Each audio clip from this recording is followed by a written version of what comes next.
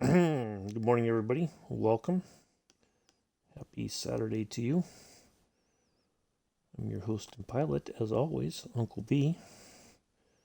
I'll be with you momentarily. Just going to update the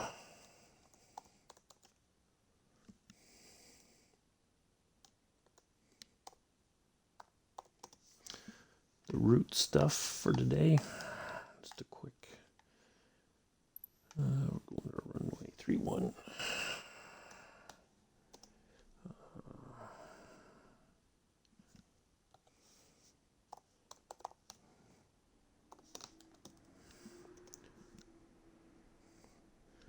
Okay.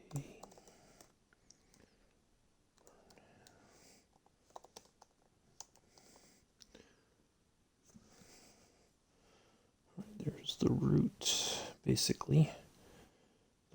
Most pertinent information. Why do I always do that? All right. So, good morning again.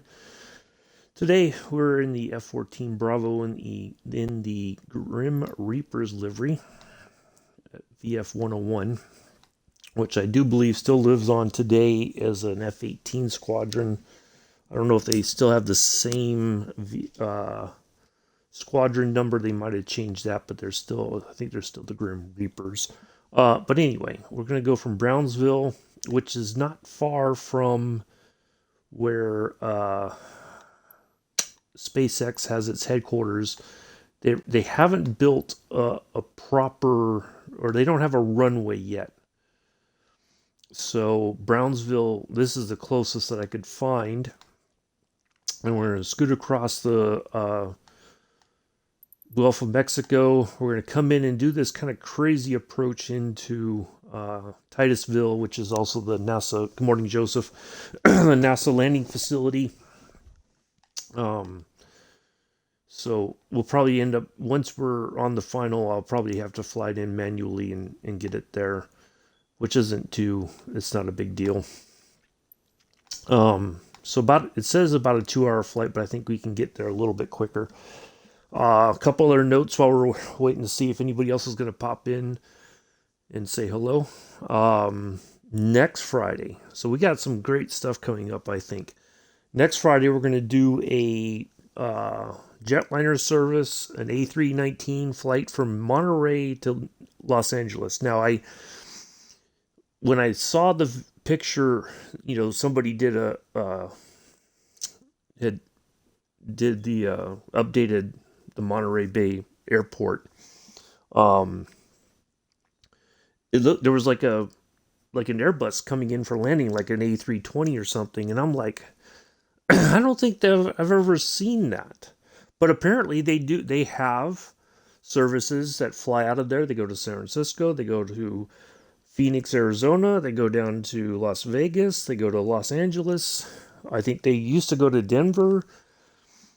I never knew that. Like, all the times I ever was in the area, I always thought it was just, like corporate jets would fly in, like a Learjet or a Cessna Longitude or something. Nope, apparently they offer passenger flights. So we're going to do one down to Los Angeles. That'll be about an hour-long flight. And then on Halloween Eve, I don't know why I almost said New Year's Eve. Halloween Eve, that's Sunday, we're going to do a flight from Frankfurt to, there's an airport not far, well, it's the closest one to Transylvania. So there's no airport really close enough to Heidelberg, which is where they have a castle that they would always do this big Halloween party at. It's right between Frankfurt and Stuttgart. Well, I'd rather depart from Frankfurt because it's a larger airport, and I think we'll have more success out of there than we would with Stuttgart. And we'll fly the A321 in a Lufthansa livery up there.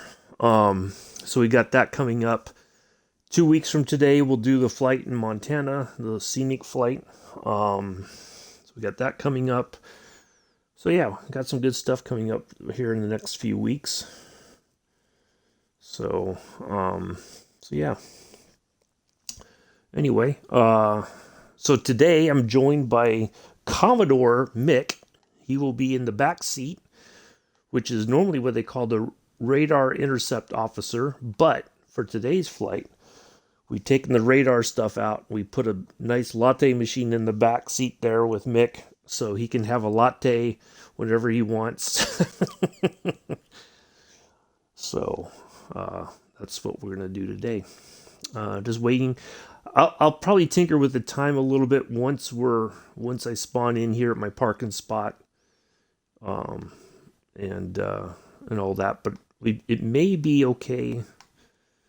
I don't know. We'll see. But the sun's coming up here now, so.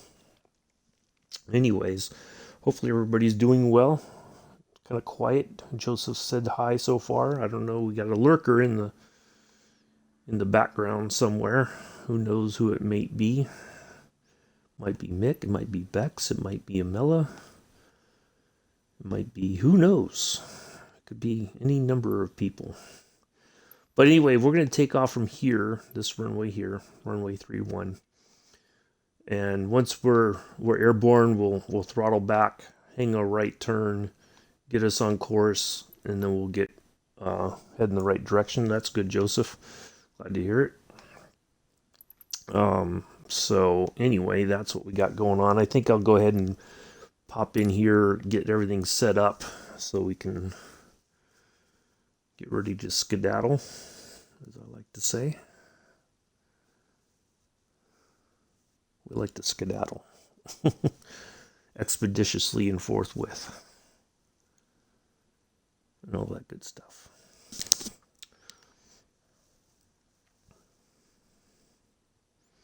So let's see how we... So kind of thinking about yesterday's flight. Yeah, I'm gonna have to tinker with the time just a little bit here. Let's do that, and then I'll get back to what I was going to say.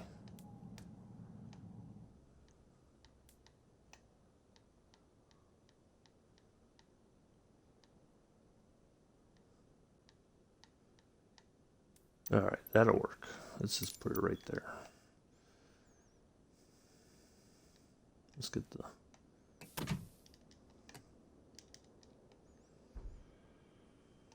We like to...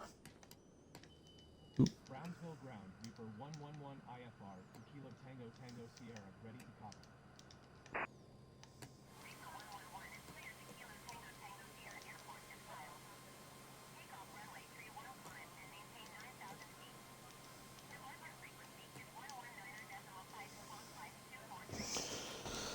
Had you... Uh-huh. Joseph. You know... Departure on 119.5 squawk 524 train.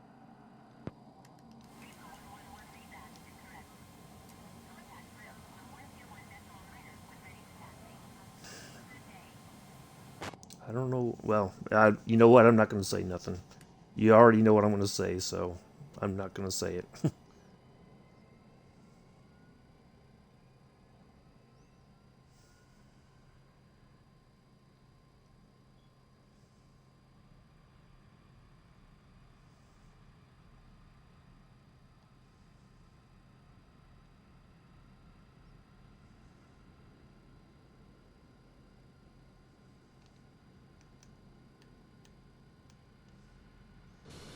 All right, we're started up. Oh, gotta get the wings ready. There we go.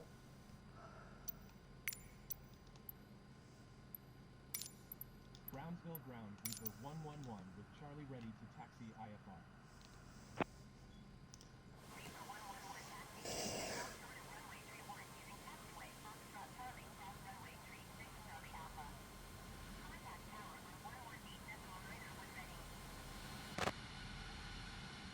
Taxi 2 and hold short runway tree 1 using taxiway Foxtrot. All right, I think we're all set. All of our lights are on. 111. I could put on the... Oh, I forgot a couple of things. One, let's put on the crew. And put our landing lights on so we can... We're a well-lit aircraft here as we taxi.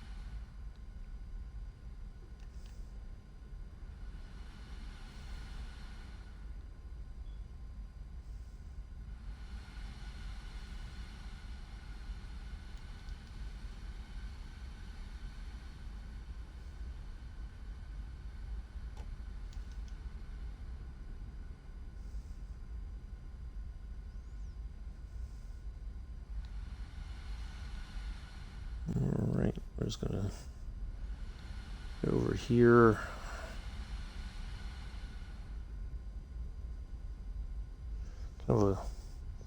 I'm fine, Joseph. I'm fine. Yeah, I'm good.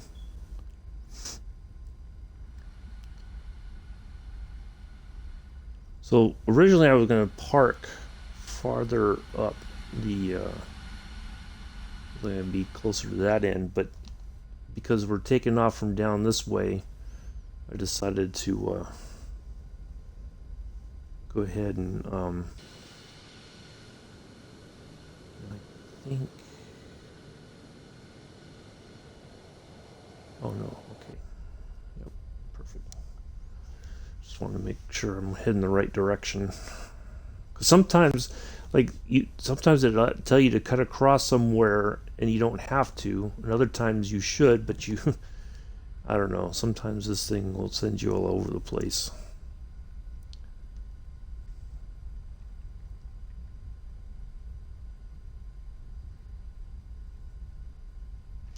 Anyway, so yeah, it's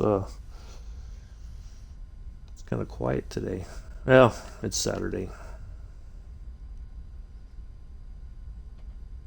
What do you expect?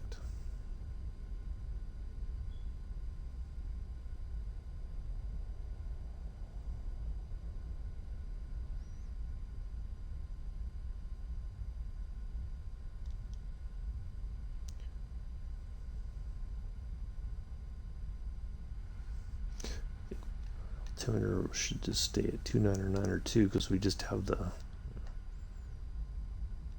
few clouds in the sky. So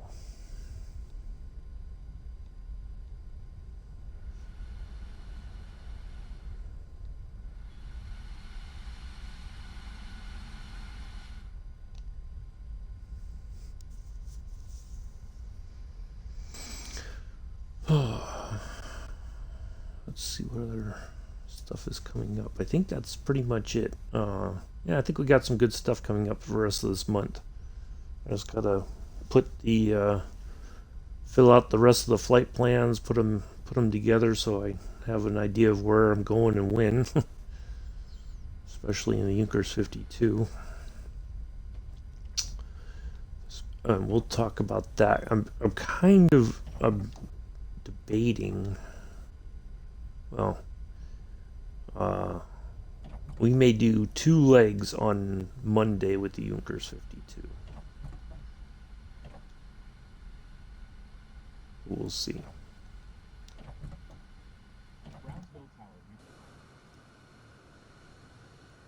Why does it have me turning out that way? I don't get it.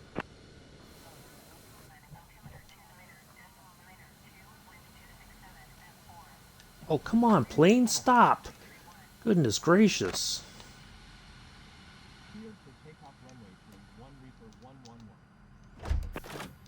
It's like I'm on a downhill or something, and the plane's just ready to go. Alright. Now watch. Now it's not going to want to move. Of course not.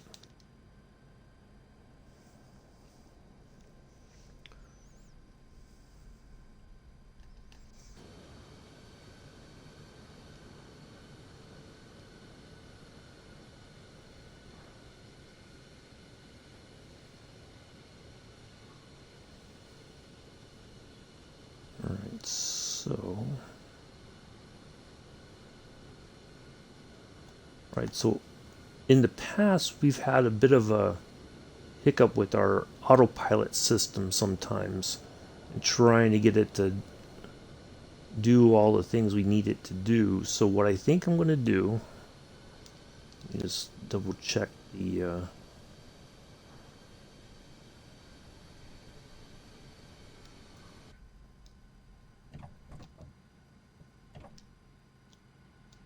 all right. So what I think I'm going to do, let's put that on. So we have climb and maintain 9,000 feet. Okay. So what we're going to do is once we're airborne, I'm going to put on and we've got some altitude. I'll put that on, so we should kind of stay right where we're at roughly until I can get the 9000 dialed in after we activate our autopilot system right over here. And then we'll go onto the nav mode right there. Let me go ahead and turn follow. There we go. And then that way we should have a fairly smooth transition with the autopilot, but we'll see. All right, let's go ahead and go.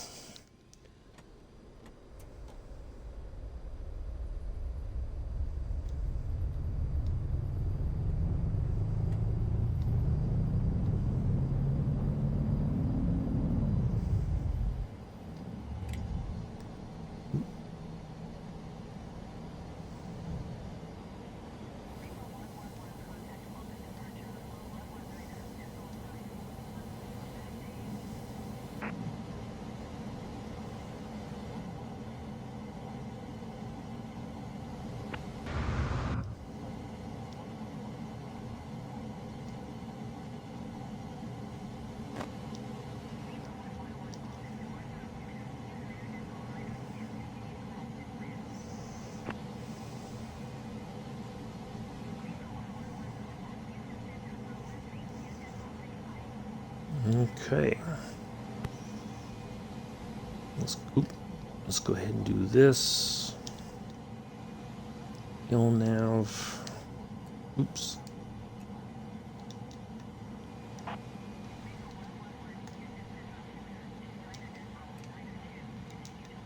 Oh, shoot.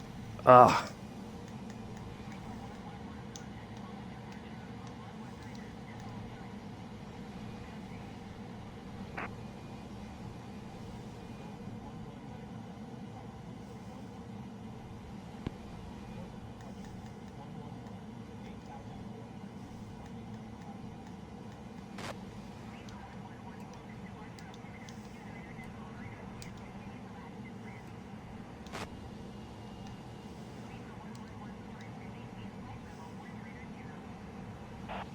All right.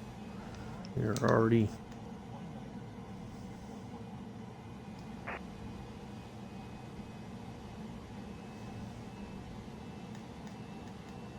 There we go.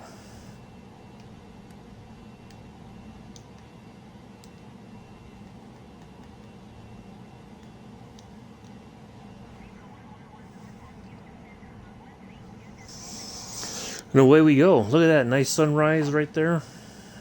I like it.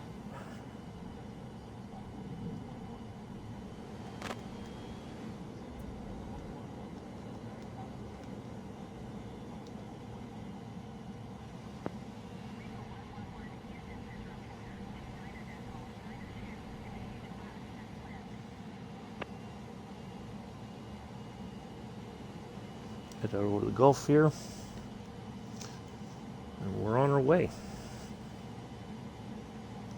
Basically, we're going to have to catch up to our navigation point because as you take off, this thing gets going so quick that it's easy to kind of get off our actual flight path there.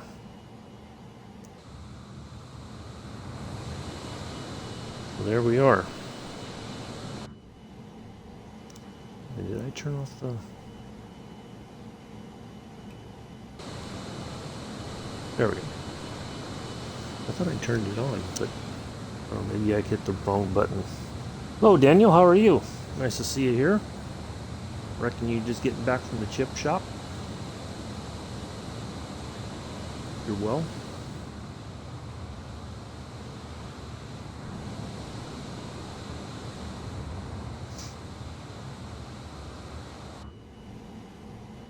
Now, what we could do, just because we can.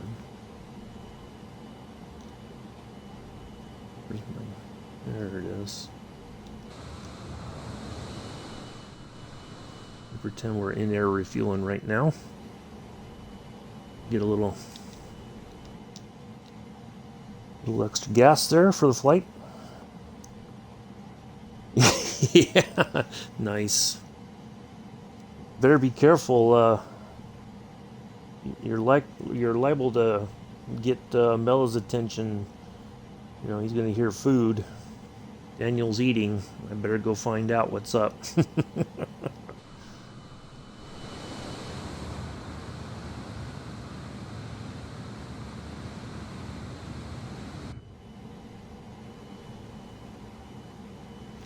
Go to 320 here.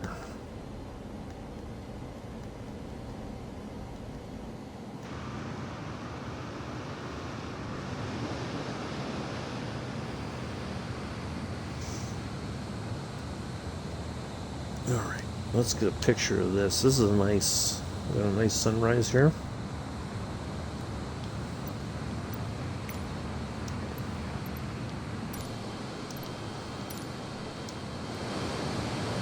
Yeah, there we go. I like that. I like these morning flights.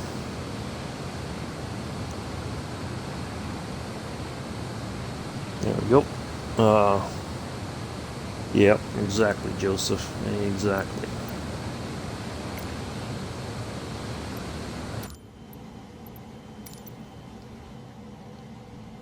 All right. Well, here we are. We're on our way. We're out over the Gulf of Mexico now. Coast of Texas behind us.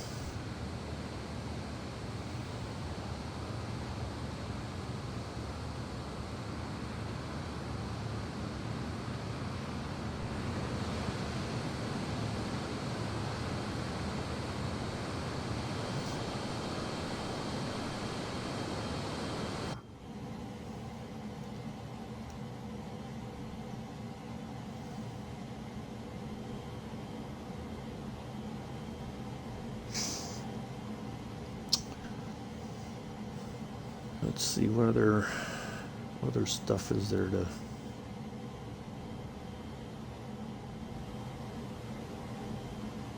talk about. So yeah, next Friday we won't do a general aviation flight. We'll be in a A319 from Monterey to Los Angeles. Shouldn't take very long to do that flight. And then yeah, and then Halloween Eve we'll do the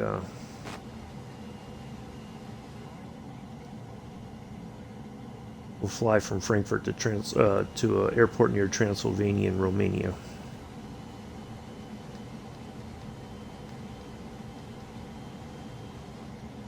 We'll do that in A321. Hello, Bex. How are you? Good afternoon to you. Good morning to me.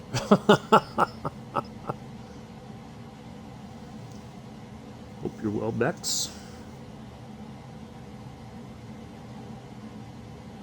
I guess Mick had more internet shenanigans yesterday. Wasn't able to do another stream.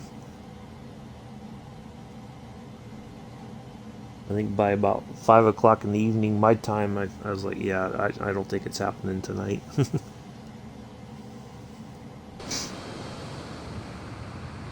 Now we should, well, as we get higher, our wings should start to sweep back automatically for us. Keep an eye out here for that.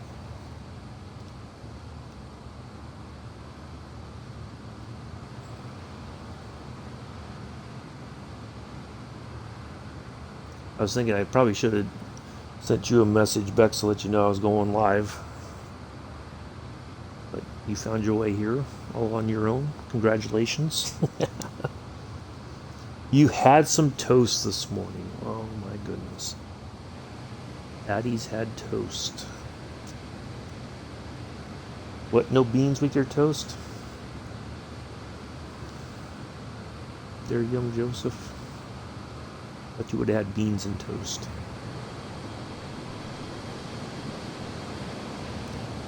Yeah, this is the Grim Reapers. Let me get a little up close there. See the Grim Reaper on the tail there. There it is. Cool. You don't really notice the red in the eyes until you get closer. pretty cool. And back here, it's, obviously you can't see it, but once you get up close, you get the little red eyes there. Nope. No. Now you just, Daniel's gonna shake. He's sitting there shaking his head like, "Oh, Addie, you could have had beans and toast. Why didn't you? What's wrong with you?"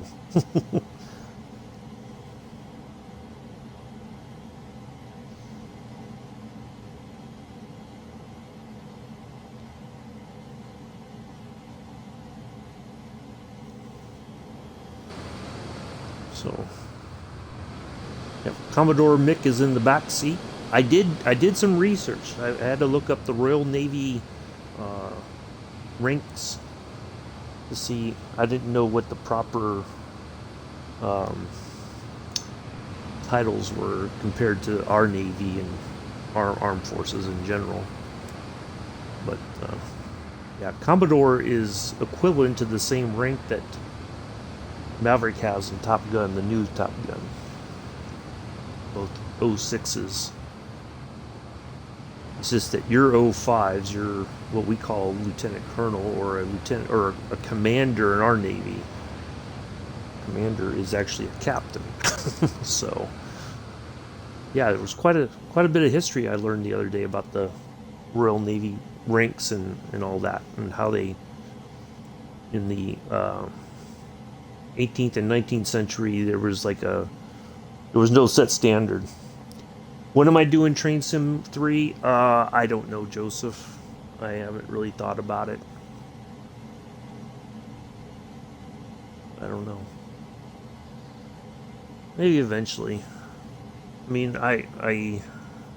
yeah, maybe eventually. Not,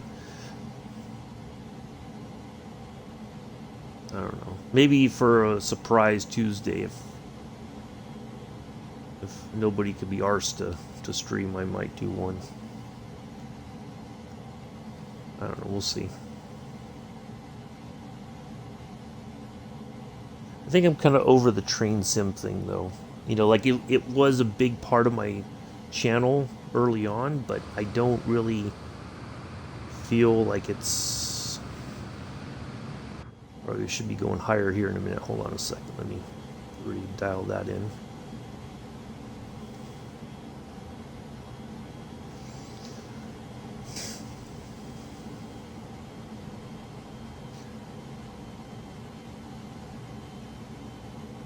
Should go up to 370 from here. There we are.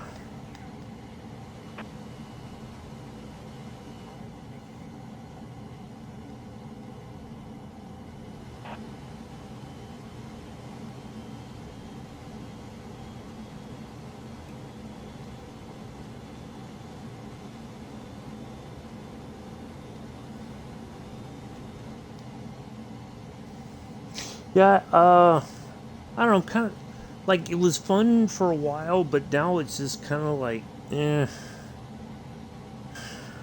don't know.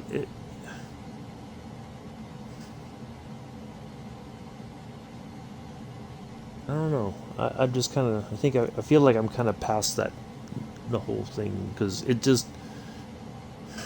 seem like and luckily I've not paid for anything. I can download my previous routes and stuff like that, but yeah, I don't know. I don't know. Like,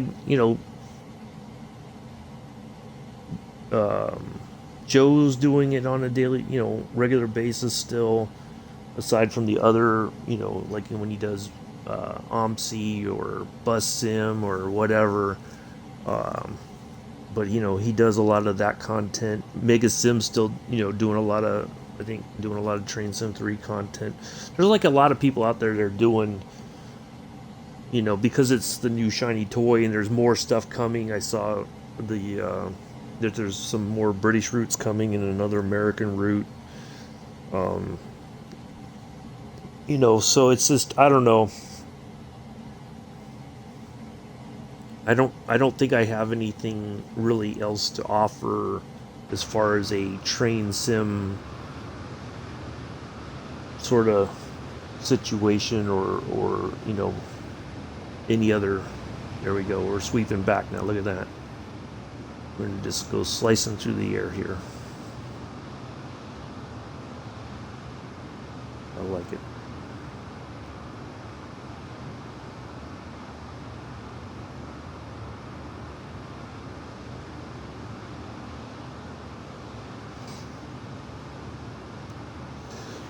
Well, no, I don't. I don't think it's that, Joseph. I mean, there's a lot of routes, but it's kind of like there's more to choose from than you have time to do. Like, there's just when you have more choices, it's like, you know.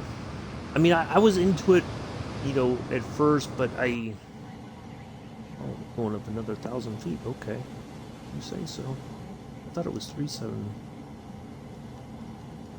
Well, hey, that's an extra 1,000 feet is okay.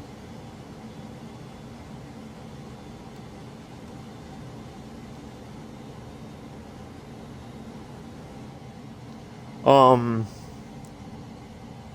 I mean, I liked it for what it was, and the time frame that I had it. When it was kind of something new for me, but I don't really feel. Oop, we're gonna break the sound barrier. Here it comes. Hold on. Look at that.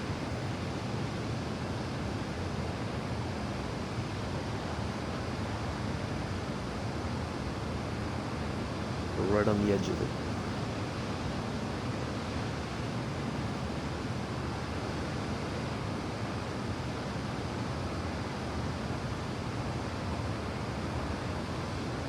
We're almost there. Let's see what our Mach number is.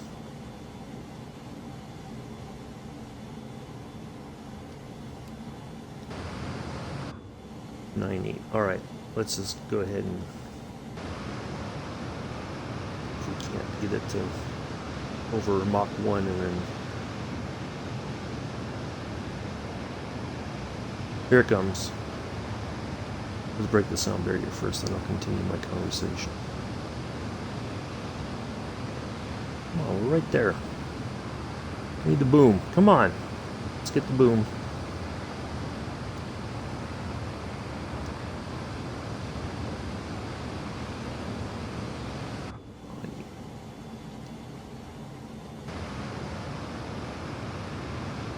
Come on, plane. Give me the boom.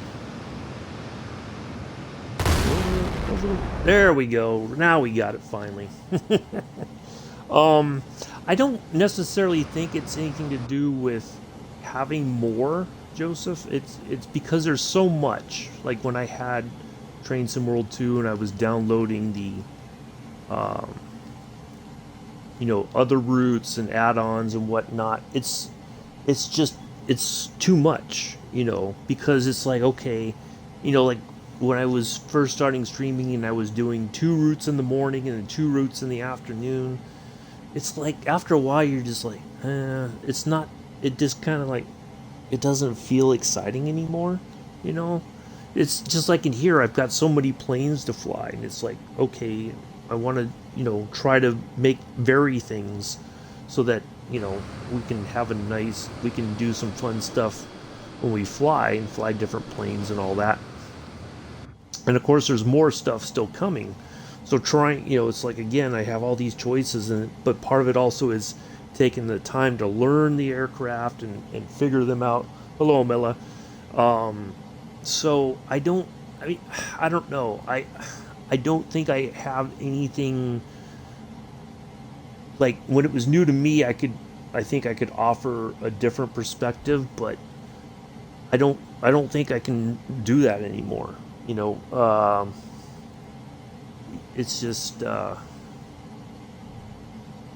think I got put off by Dovetail with the way that the whole debacle with the rush hour stuff, and it was a hot mess, and then all of a sudden, Train Sim World 3 comes out, and the dynamic weather, I like that. It's a great concept. It's absolutely amazing. But I don't know. I'm just not that excited about that. Oh, because Daniel was talking about he was eating his fish and chips, and we figured your ears would be burning, Amilla. So yeah, I just don't know. I mean, I might do it eventually, but not right now. Just kind of like, I'm not feeling it, Joseph. That's the thing. I think I like this challenge more because there's a bit more complexity to it sometimes. I can create, I can find places to go that we've not been to yet and all that. So that to me is the great part in all this. You know,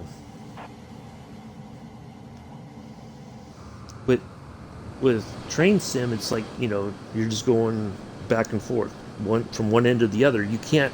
I mean, you could, in theory, in a scenario planner, you could come up with your own thing, but you're still limited to that space. You know, you have this amount of mileage to track, and that's it. You can't go one way or the other beyond it, or you can't go off on a branch or anything, right? So, but here I can, I can go anywhere in the world as long as I have a plane that I can take off and land wherever I want to go. That I enjoy because we can go see places. Like we're going to go to Romania on Halloween Eve. I don't think we've been to Romania. Certainly not the airport that we're going to land at. You know, so. But I appreciate the question, Joseph. I don't want you to think that I'm just kind of like not. Uh, you know, I just don't. I just don't know that there's anything more that I could add to what Joe and Mega Sim, like that's their bread and butter. That's what they're known for. You know, um, and certainly, you know, I don't mind doing it once in a blue moon, but I just don't. I'm not that committed to it anymore.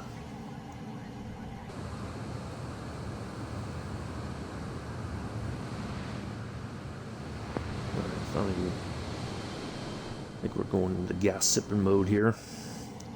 What is our...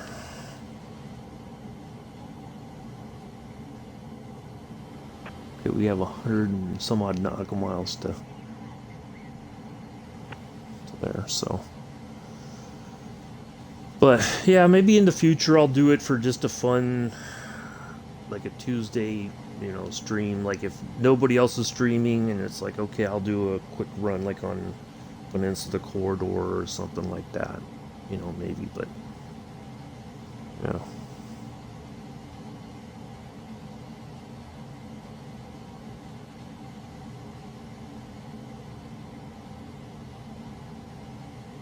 Because I do like this more only because I can... Not only can I go places that I know, like if we fly around the Bay Area or whatever, but we get to go, places where a lot of you all live or are, the nearby airports or whatever. Well, we can go to places that none of us have ever visited, and chances are we would never get a chance to visit. So, that's... I like that more about this than you know, we're confined to a certain point on a railway line and that's it. We don't get anything beyond that. Which I can understand because it's the size of the file, Whereas on the PC they can do longer routes, I think. But on the Xbox, or on the PlayStation they can't because there's a limit to the amount of storage you have available. But anyway.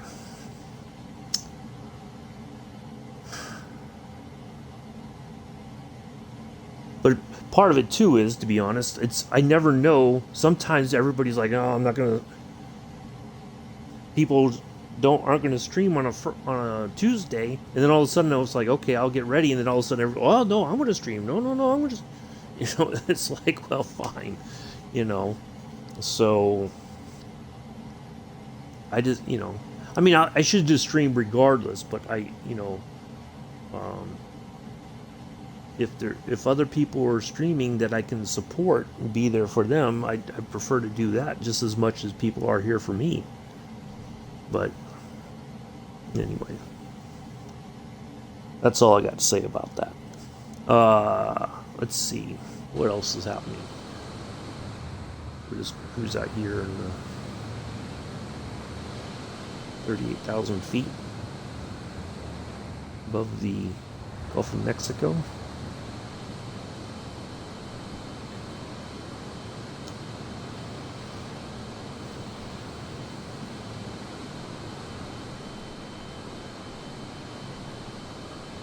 Oh, I know what I was going to say. So yesterday's flight, I think what might have happened, I had what they call the photogrammetry, which means it's a more high definition um, like the buildings, like if you fly, like if right now if we went to San Francisco, right, for instance, Pac Bell Park does not look the same as it would if I had the photogrammetry on. Okay. The problem is with the photogrammetry on, that is a lot of information, and I don't think the Xbox can handle, certainly not the S. The X maybe, but not the S, can handle processing. Good morning, Commodore Mick is with us, finally. Commodore Mick is my backseater today. Welcome, Commodore Mick. You're in the back seat there. What we've done is we've taken the radar stuff out. We put you a nice latte machine there in the back for you as we're flying towards the NASA landing facility here in the Grim Reaper F-14. So you've been promoted to Commodore, Mick. With all the what's it called, all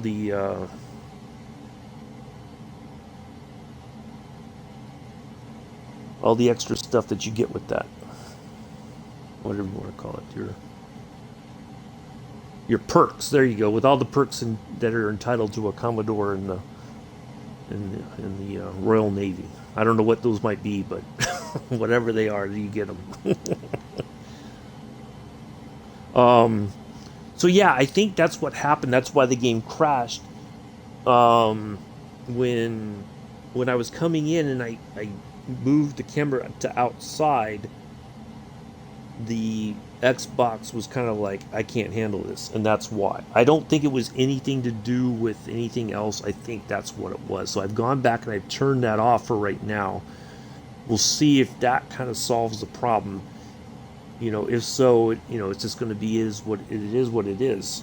It's just, that's another limitation of the sim on the Xbox side, that as there's more data out there, or I guess whatever you want to call it,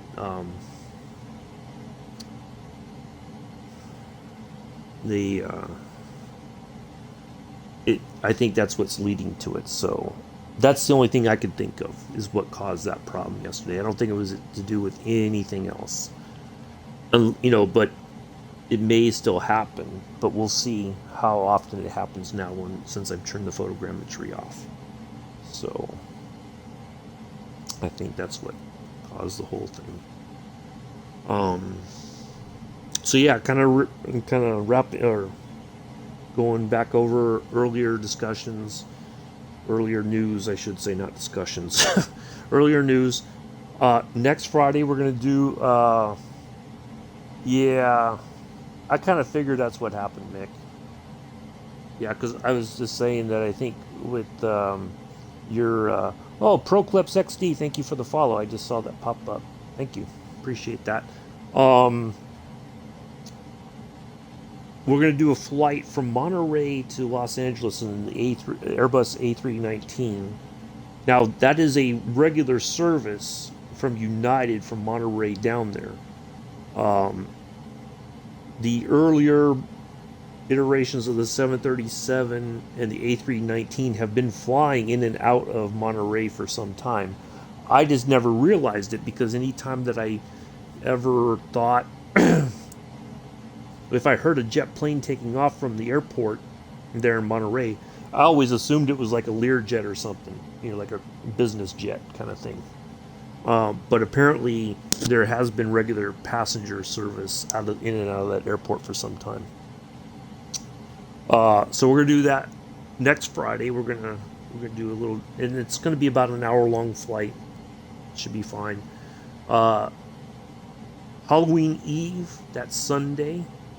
So Monday we're gonna do the flight from Long Island up to Boston for Halloween. So basically near Amityville, New York, to Boston Logan, which is near Salem. That's the closest to where Salem is. But that Sunday, we're going to fly from Frankfurt to an airport near Transylvania in Romania, where the Castle Dracula is still standing. I think I don't know if you can still go there or not, but it is a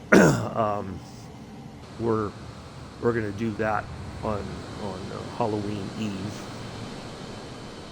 where Vlad the Impaler was his castle was, where he ruled the area by impaling people. That was his signature sort of thing that he did. So we'll fly out towards Transylvania on Halloween Eve that morning. So it'll be still the normal time, 7:10, and then we'll do our flight on Monday. We won't be in the Junkers, but we'll do a flight from MacArthur, Long Island to Boston Logan for Halloween Day. And then 2 weeks from today, so that's the 15th. The 22nd, we'll be doing our flight in Montana, near the glaciers of Montana. So if you want to see some scenery, we'll probably do that in the Kit Fox. We'll take off and fly through the glacier area, zigzag our way up north, and then that'll be about an hour or so long flight, maybe a little bit longer, depending if we see something we circle around and all that. We can do that. So yeah, that's what we got coming up here in the next couple weeks.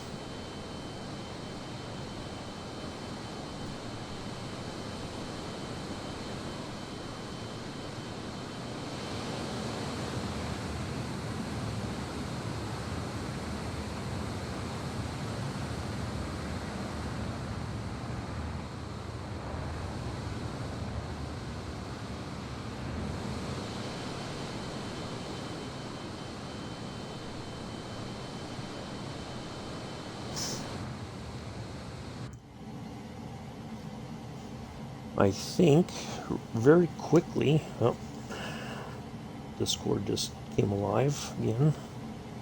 It's like I know, Scruffy is going live.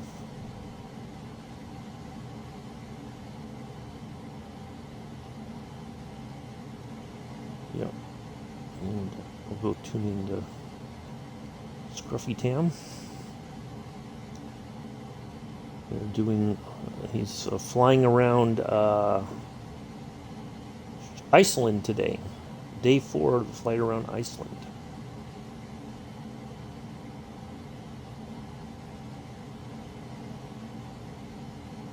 Cool.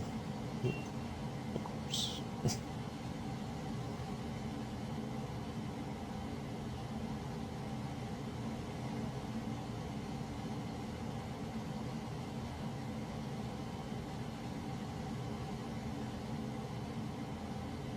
Tune in to Scruffy. Let me make sure I mute that. So there we go. So anyway, now while we're just kind of cruising along here at 38,000 feet, heading to our first of 2 major nav points, I think.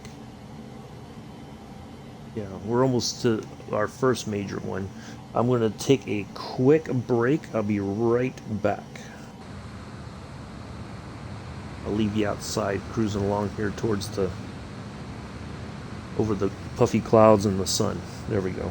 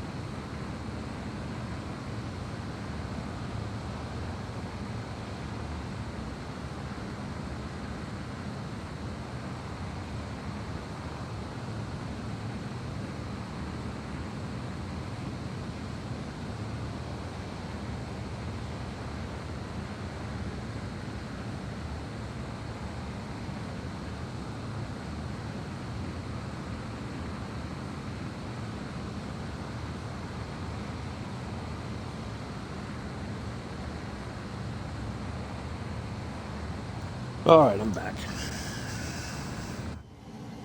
What happened? Anything exciting happened while I was gone? No, we're still. All right, we crossed over that nav point. Oh, it's already saying we're on our way to our next one. It's 200 and some odd nautical miles away. So, a little slight turn there. So we're basically, for those of you who missed the flight planner earlier when I started the stream, we're going to come in just north of Orlando, or not Orlando, Daytona Beach.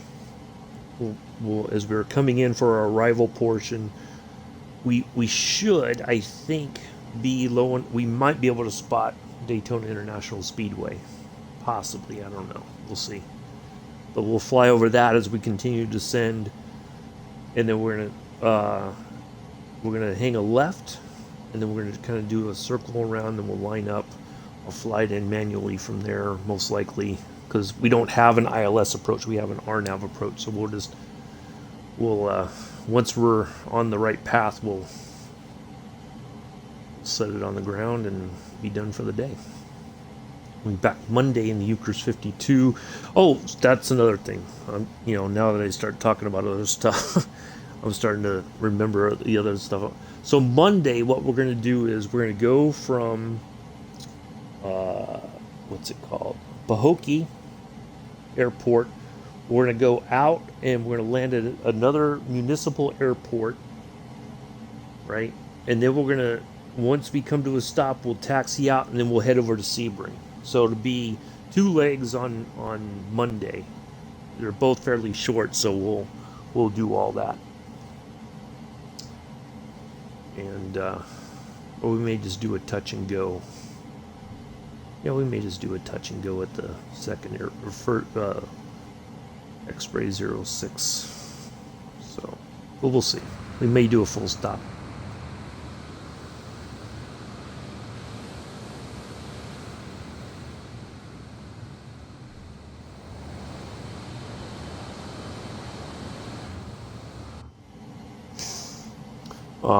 So yeah, we'll see about that on Monday.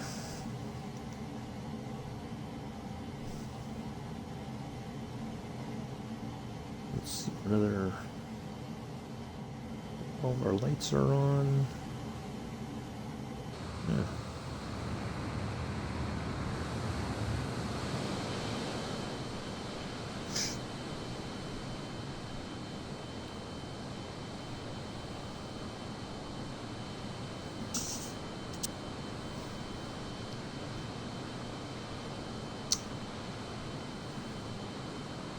So yeah, I'll put out the schedule for this week over on the Discord. Um, so it'll have the schedule. We'll pick up. We'll Thursday's flight. We'll do that this Thursday. I just got to put that back in or update the schedule to make sure that we're doing that leg, that we didn't skip anything, and then we'll do Friday's flight, and that'll wrap up next week. We'll be in the middle of the month already. Where's the time going?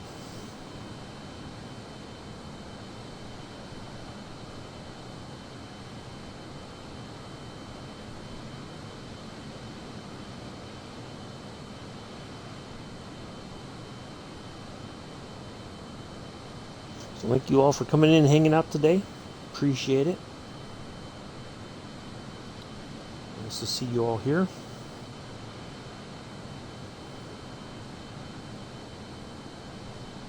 Daniel's probably just finishing up his fish and chips.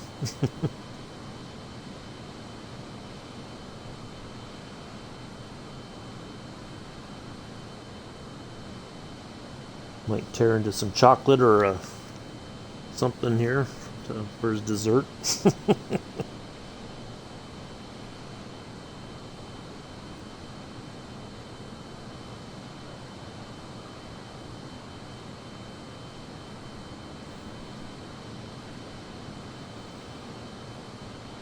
I think Bex's ears just perked up. Chocolate? What? Where?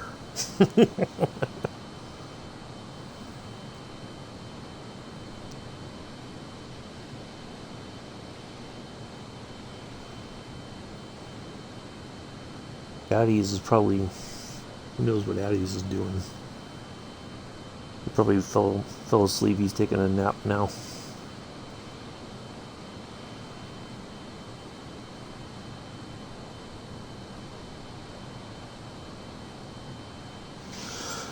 Oh. Let's see. We got 245 nautical miles to our eating chocolate right now. Oh, see? That's like, who? Somebody's watching. I'm eating chocolate, and somebody said chocolate. How is that possible?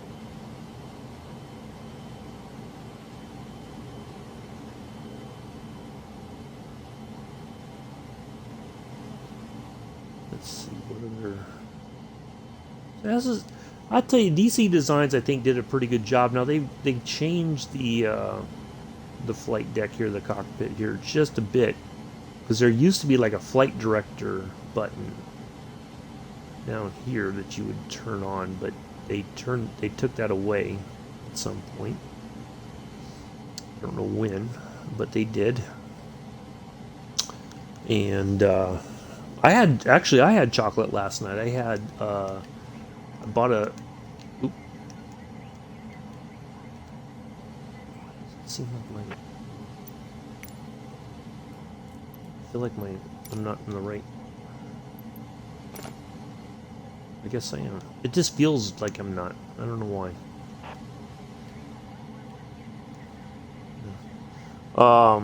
Yeah, I bought a. The meat before Amela asks. I had pork loin last night for dinner, and then I had chocolate bar for dessert.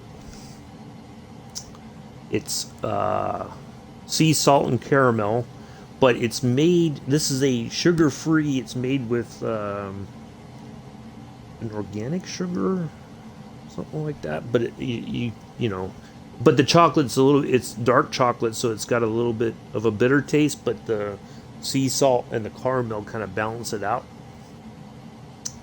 So I do kind of like that kind of chocolate bar. Yeah, I had my chocolate already for the week. Little treat to myself.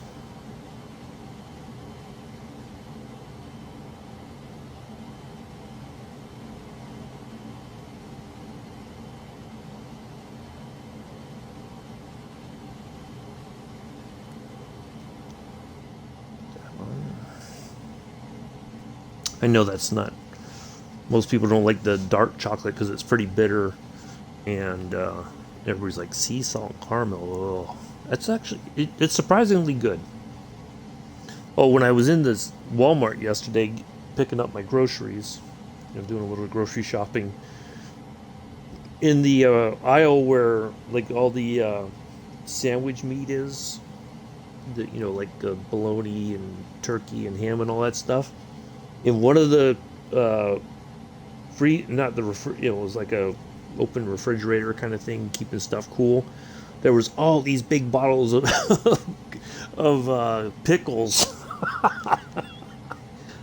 I almost was gonna take a picture and send it to you, Bex. And then, but what I should have done is I should have grabbed a bottle of mustard and put it on top of the pickles and said, "Here you go."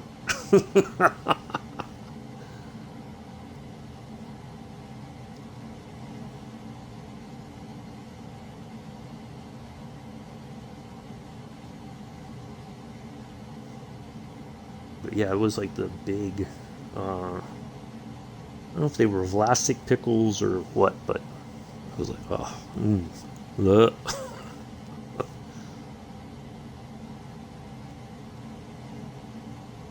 I should have found a Walmart worker and said, "Can you cover that up? Nobody wants to see that.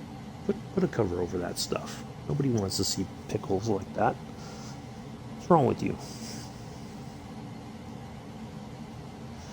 Oh, I guess we should have story time. This might perk Addie's up here. He's gonna hear story time. He's like, "What? Really? Now?" Let's see if he's still around. Story time, Joseph. You ready for story time?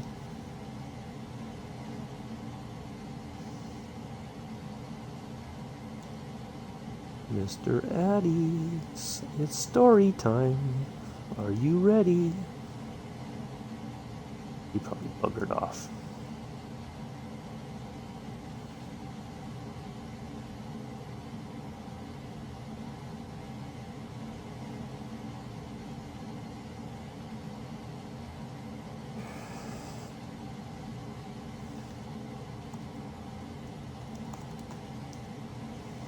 Let's see if he'll respond to that.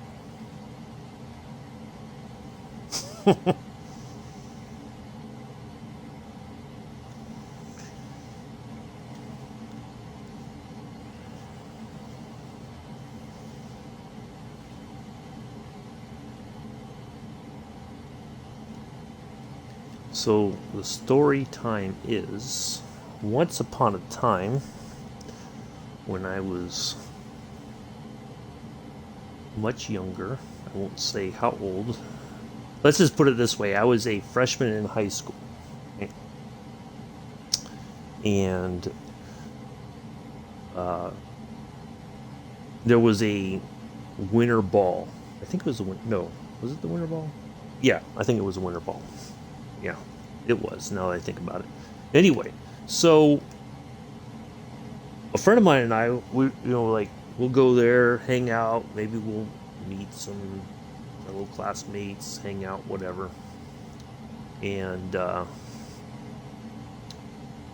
when we arrived, now we were like in jeans. We weren't dressed up. Which obviously, when we got there and we were watching everybody walk in, they were like in,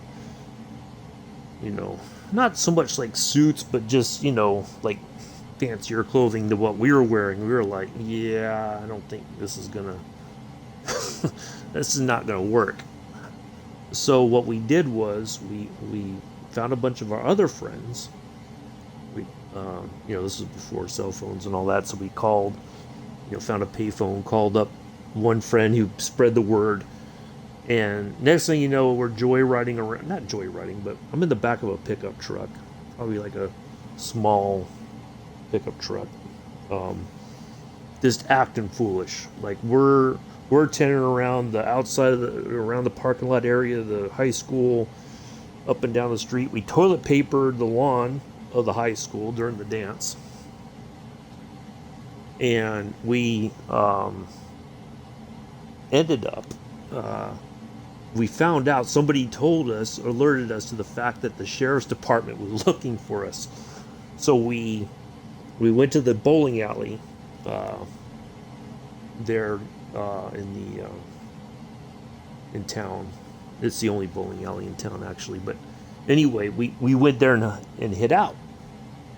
Well, amongst all of our shenanigans and everything, I almost lost track of time. We were sitting there, just laughing and acting fools. Well, not like anything that would get us kicked out of the bowling alley, because if you do that, then that would just raise, then if we were acting up there, then the sheriff's department would say, oh, there's where our knuckleheads are hiding out at.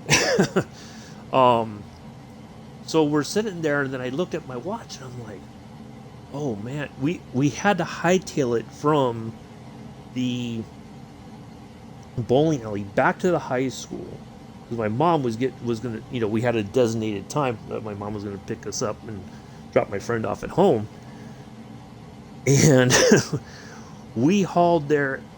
We got back. We sat down on the steps. Like not even 5 minutes later, my mom pulls up, and we were like, "Oh, thank God, we made it in time."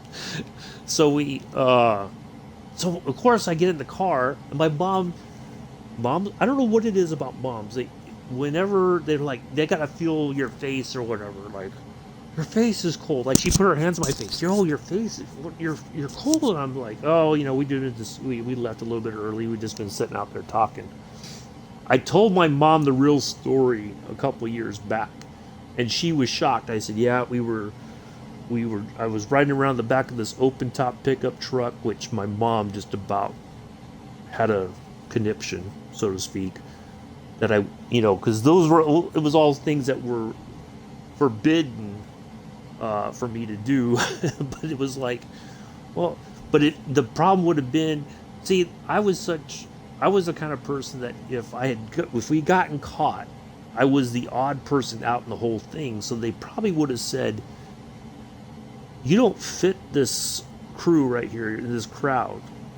We think that you were likely, not, I'm kind of guessing here, likely they would have said, we think you were peer pressured, that you did this not necessarily of your own free will, so we're going to let you off with a warning, but the rest of them probably already had juvenile records, I think.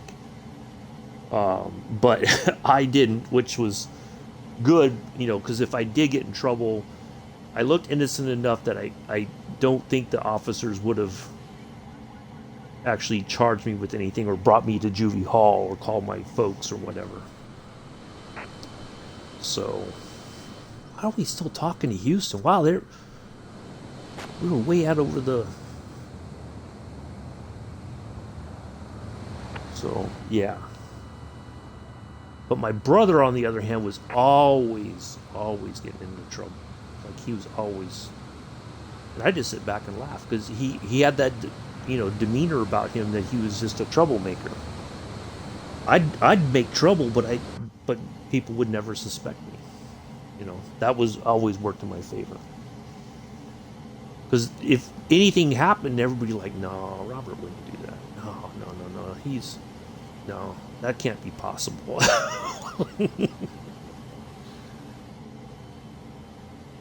Yeah, the crowd I was hanging out with, I think quite a few of them had a juvenile record already. Luckily, I didn't, I probably knowing them, they probably would have told me to beat it and get, leave, and they would have just, saved me the headache. But yeah, I am slightly proud of the fact that I did help toilet paper the high school lawn. And it wasn't like the rolls of toilet paper; it was those individual sheets of toilet paper. So it was just a big mess, you know. Yeah, good stuff, good times. The end.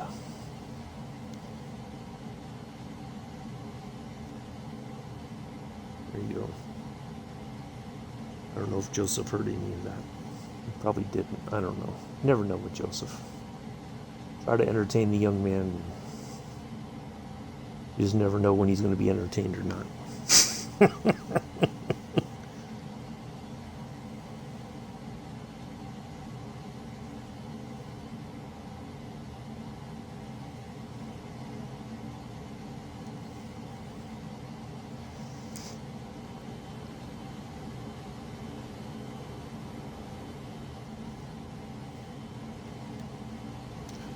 Let's see, we have 129.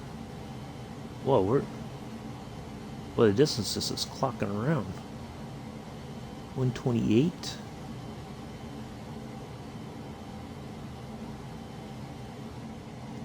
Well, we must have a good tailwind, I think. Which way's the wind come? Oh yeah, we got a night. Look at that. Let's have a look at that right there. Oh, well, 4-knot wind coming from behind us at 270. Yeah, we got a nice little wind behind us, kind of helping us cruise along here.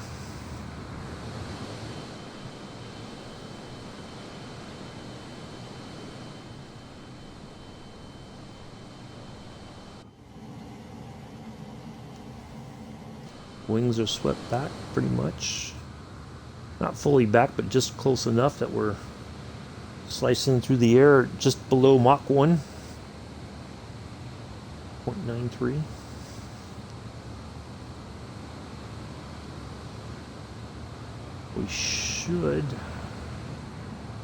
We'll turn a little bit to the left. A little bit more to the left, and then we'll make our way just north of Daytona, and then we'll start getting ready to land, and we'll be done.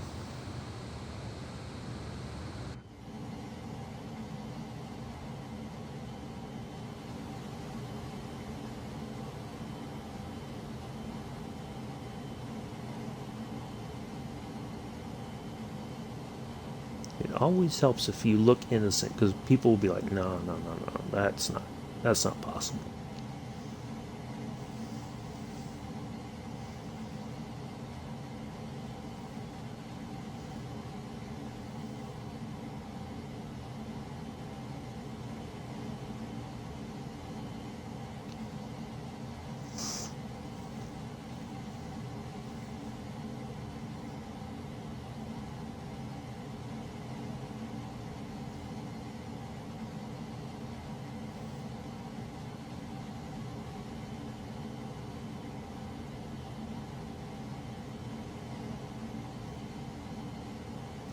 Let's have a look. Let's see if we can zoom out. See how far out we can see. Not too far out. Okay. We're going to do this flight quicker than expected. Yeah, a little bit quicker. Yeah, I think there's no way. I mean, we've been streaming for an hour 15. So we've been flying for about maybe an hour 10, roughly.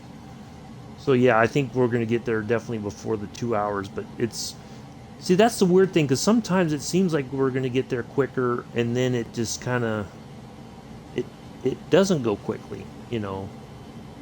So yeah, we're just hitting 100 nautical miles. We're going to be below 100 here in 3, 2, 1.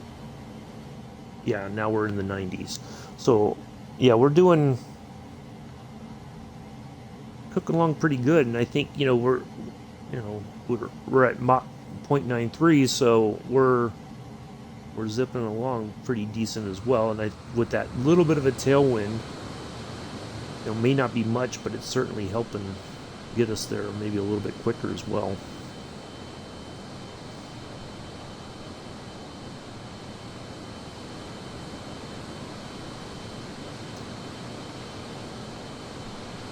And our true airspeed is 532 knots. So yeah, we're moving pretty good.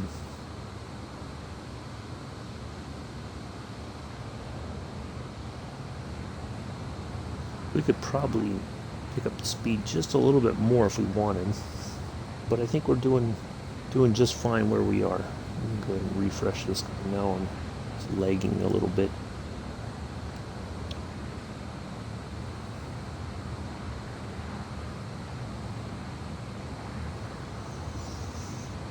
Yeah, be there for breakfast time. Or maybe even brunch. Yeah, we'll probably be there for brunch. How about that?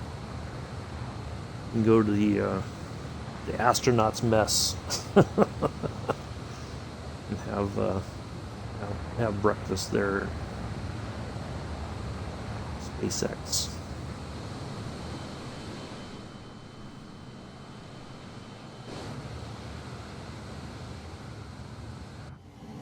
If you've never gone to Kennedy and done a tour, I highly recommend it.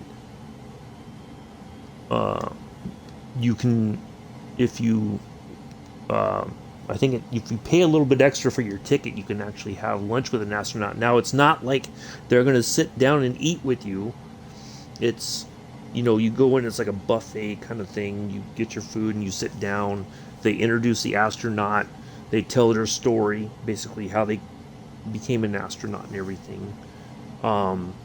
They talk about their what was their education experience to become an astronaut and all that. And I think it's a great thing for young folks, especially if you think about like STEM and all that kind of stuff, that it could lead to a situation where you become an astronaut. Yeah, good stuff. But I think the highlight for me was going to see the shuttle there. And it does not look like it does on TV. Like, the size of it, I was like, really? That's it? It looked bigger on TV.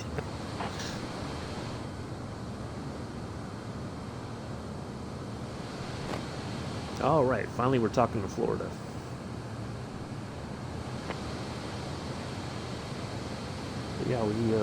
Yeah, it was a neat experience. I think to be able to go. I always wanted to visit there, and I always wanted to see a shuttle launch, but I never made it to one before they retired the fleet. I like to go see a SpaceX launch down there one day. Actually, the cool thing would be to be on that ship when the first stage lands on that ship. That is just, I'd like to see that in person if I could.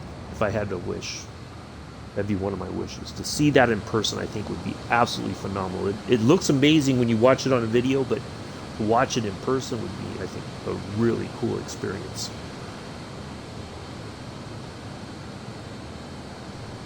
It always blows my mind how they develop the technology that brings that thing, bam, right there on the spot.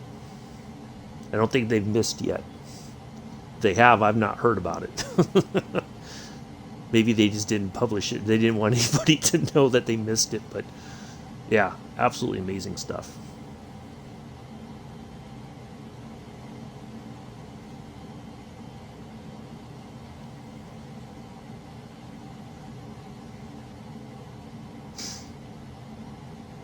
But yeah, I'd like to go there again and see a launch in person.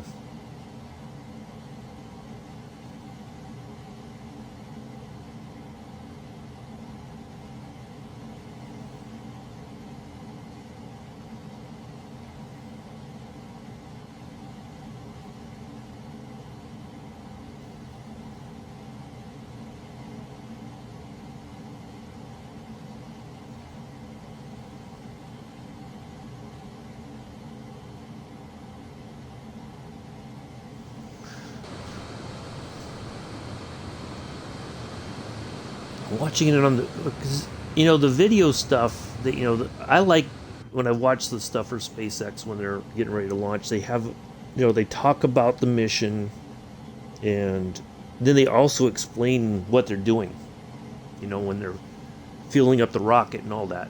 They talk everybody through it so that you can, I guess, get a better understanding of what they're doing.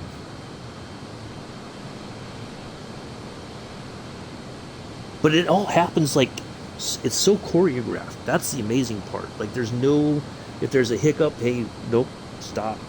Like they stop everything.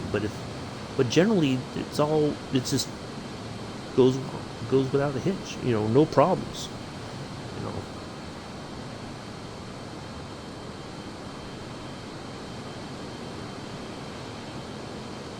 It's like they've been doing it for 20 or 30 years already.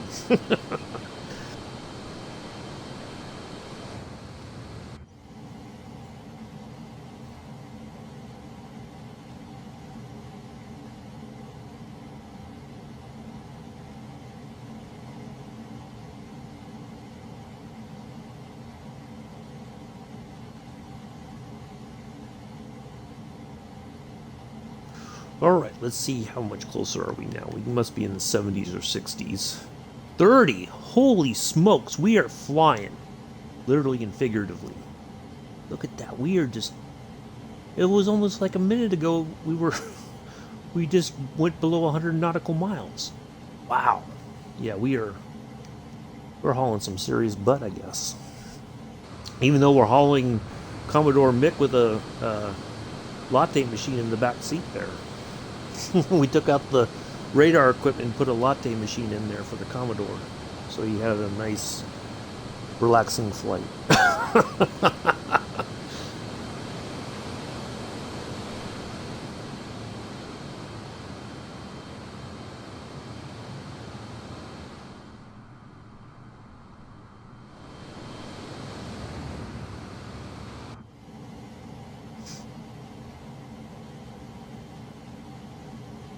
Now, because we have the latte machine in the back, we cannot do any loop-de-loos or barrel rolls or anything like that.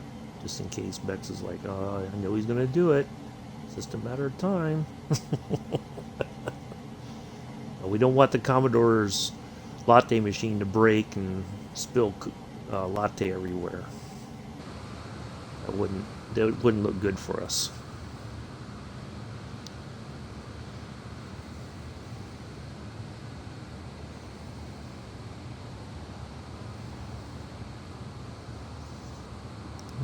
Scruffy's getting along.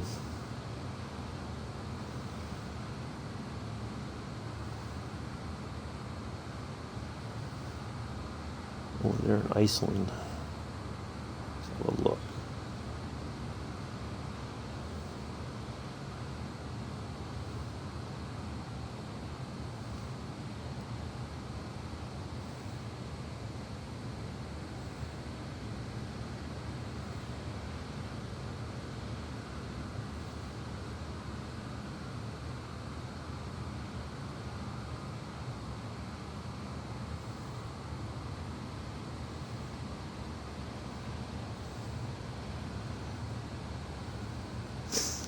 Have a nice flight. I'll definitely tune in.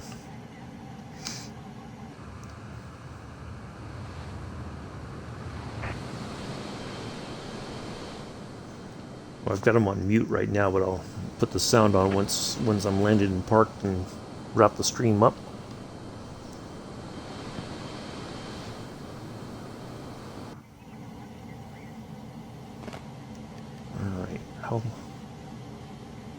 Alright, so we're almost there.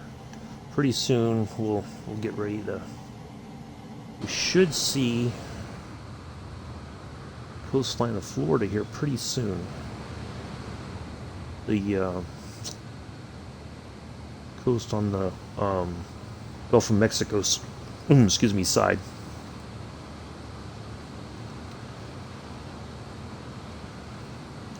Yeah, I think we are definitely going to get this done under 2 hours. That's my gut instinct.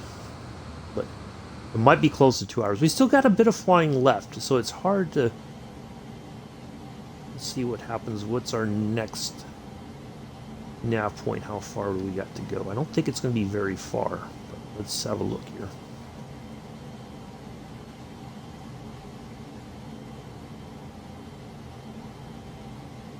Yeah, we definitely hauled some butt across the...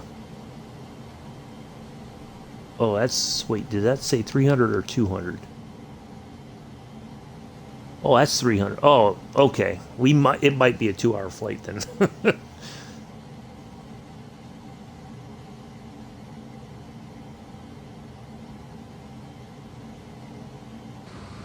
All right, so yeah, we still got a bit to go before we crossing over over Florida.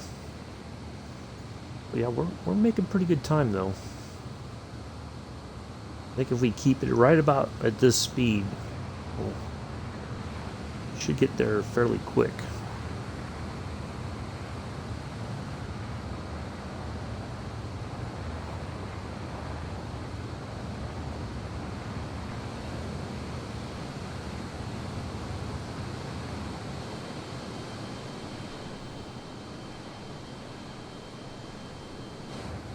Hoping the next week or two we get the Delta model. Should be coming from EC Designs here. I think this month or maybe early next month. Be nice to finally have that. Another option, the Super Tomcat.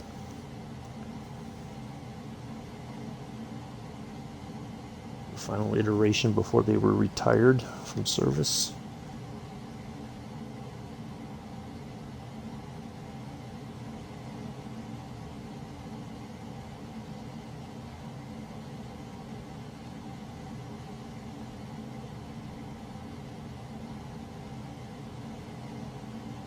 And I think, just kind of thinking ahead here. Maybe on that flight, because it's going to be about a 2-hour or so flight when we go from Frankfurt to Romania. To that airport. I don't know how to pronounce the name of it, but anyway. I think on Halloween Eve we might have a little discussion about Top Gun Maverick. I'll try not to make any spoilers, but it just some things I observed, that's all. But hopefully by then everybody's seen it. There won't be any surprises.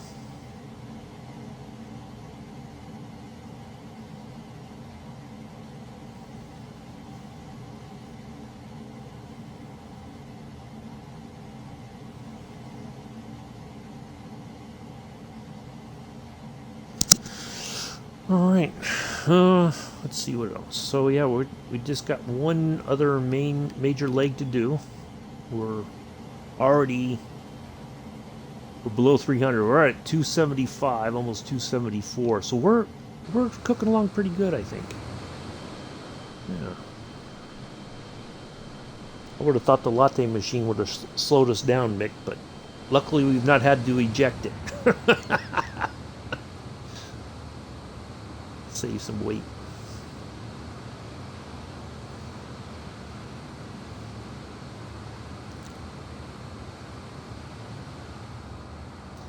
Thank you all for coming in. Thank you again, Pro Clips, for the follow earlier, about an hour ago. Appreciate that.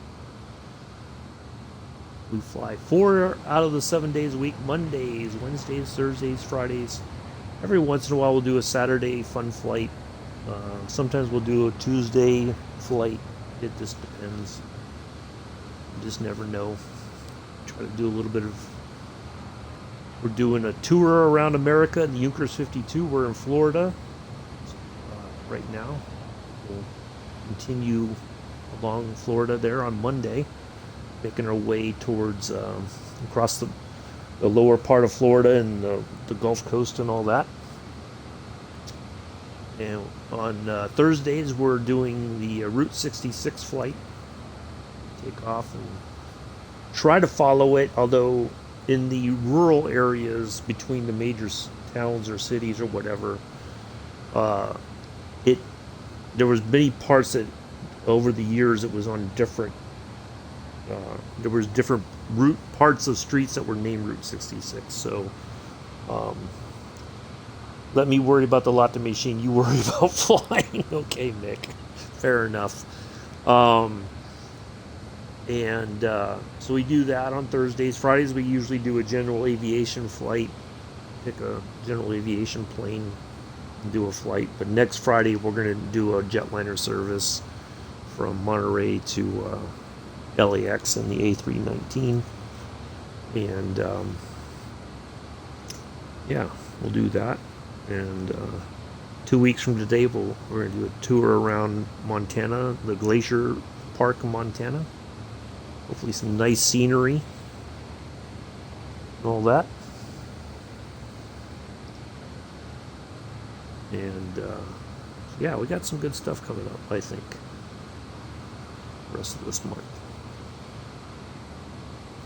I do need to incorporate in a somewhere along the way. We got to do a flight in the do takeoff and landing on water. I've got that written down. I just got to plug it into a somewhere in the schedule later this month. And what else? So yeah, that's what we do. For those of you who are new to the channel.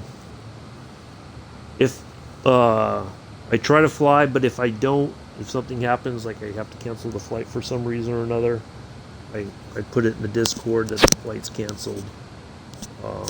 If we're doing like a particular route, we'll just pick up where we last left off and continue on from there, so we don't jump ahead and miss something.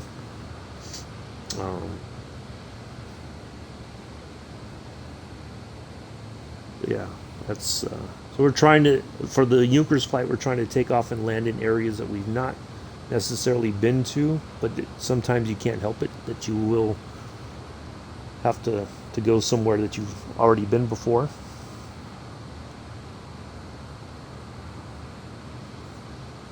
But yeah, try to come up with some interesting stuff.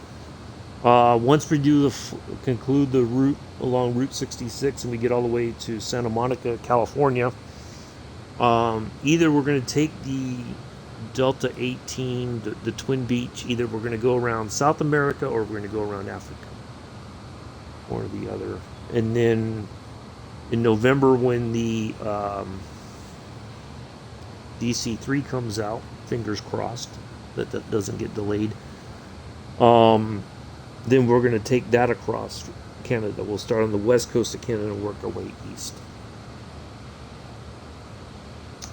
And there we go. So yeah, we get. And I still need to do a Concorde flight. That's still on the list of things to do.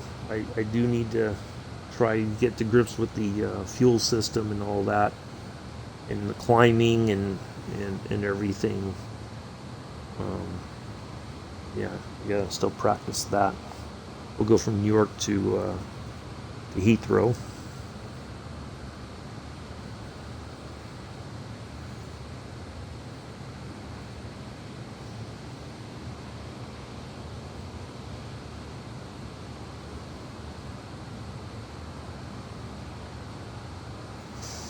So yeah, still lots of stuff coming up.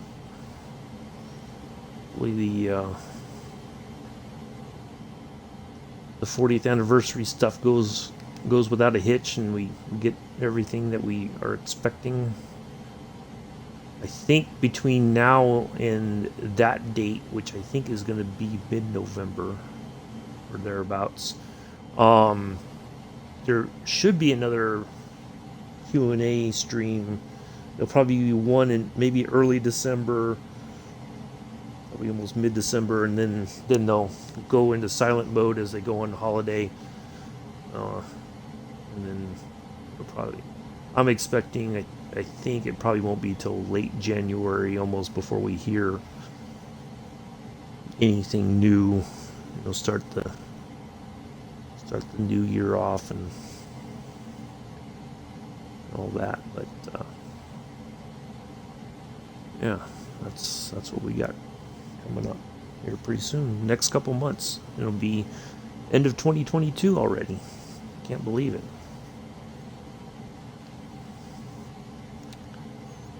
I don't know where this year already went, but it's gone by quick.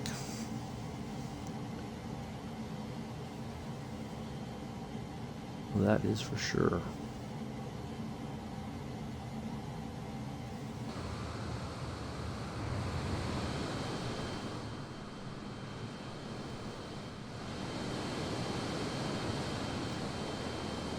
Dazzle 319 in the A320neo. Cruising along around about the same altitude as me. Way down yonder. Oh, yep. Pork loin. I had pork loin for dinner last night. Well, I said it before, but I think you weren't you weren't paying attention in the chat. But yeah, I had pork loin last night. After yesterday's stream, I ran over to Walmart to get a few things, and there wasn't a lot of choices for the pork loin, but I found a decent sized one for a fairly decent price. That's okay. Yeah, that's what happened. That's what I did. Watched Pale Rider with Clint Eastwood. Great movie. Hope you enjoy that one.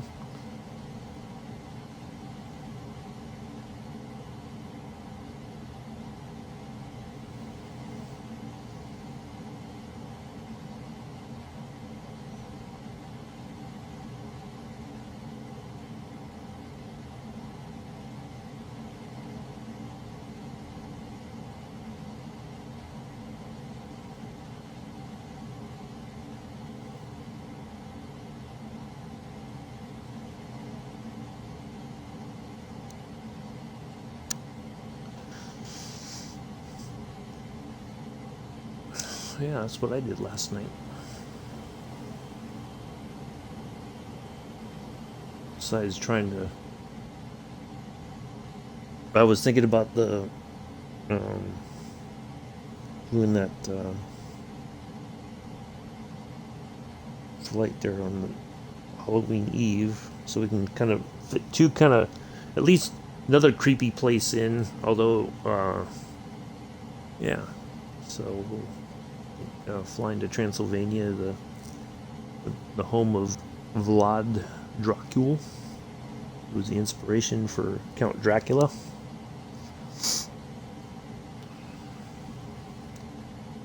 Remember watching the Christopher Lee version of Dracula.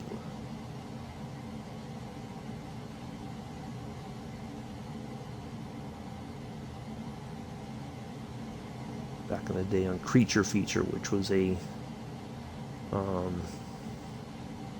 think it was like Saturday afternoon, they would have like classic horror movies like Dracula, The Mummy, Wolfman or Werewolf, Creature from the Black Lagoon, The Blob, stuff like that.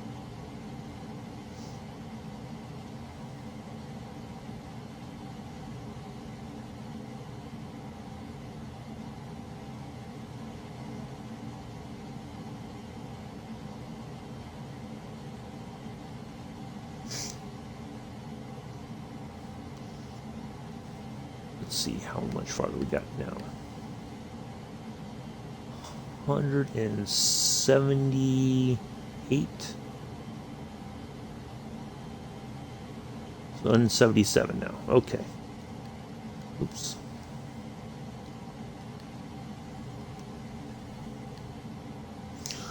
$177 nautical miles to our next. It should be our last final major waypoint there, or nav point. And we should, by then, soon we should be over Florida. Surprised we haven't seen the coast yet. Let's see if we can actually zoom out a little bit. Let's see.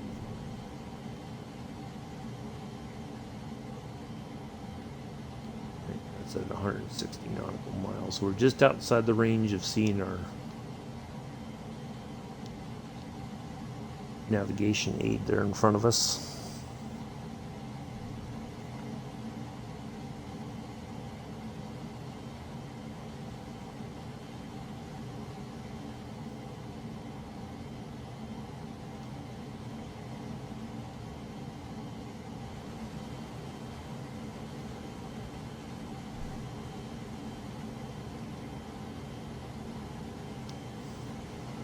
Well, let's see.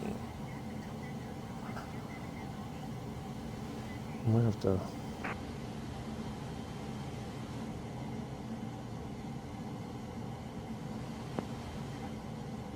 Oh, Allison's live. And the Moth biplane.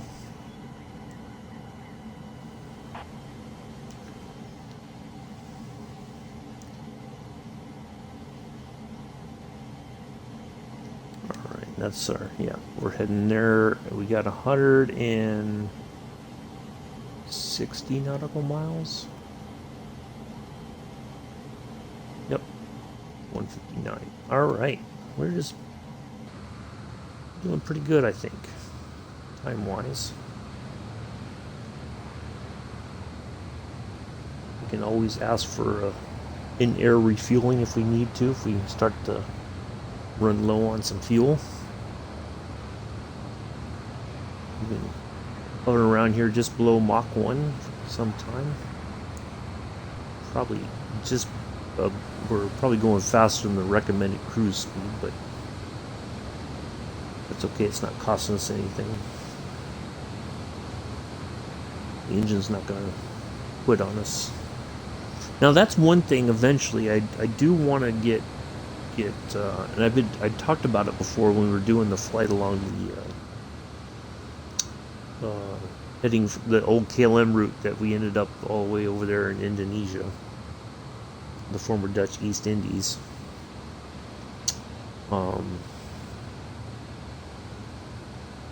So yeah, that's I like to fly City Field. Yes, I've heard of it. I've never been there. Watched some games, I believe, from City Field TV. That is.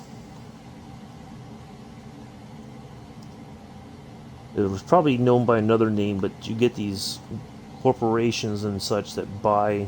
Oh yeah, in Queens, that's where the Mets play. Yeah. Oh, it replaced Shea Stadium, where the Mets played for quite a long time. Yeah.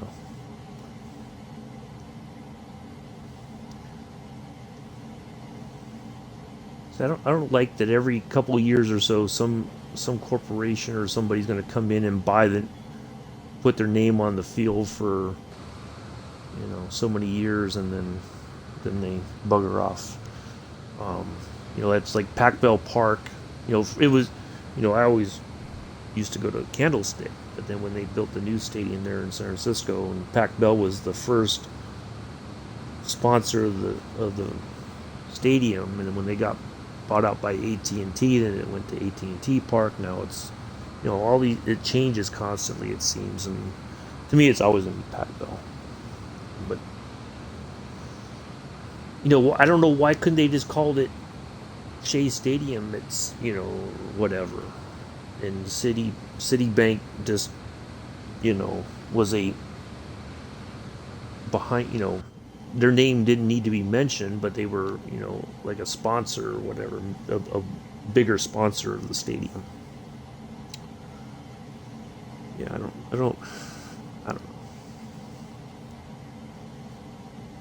don't see why they can't just carry on with the name.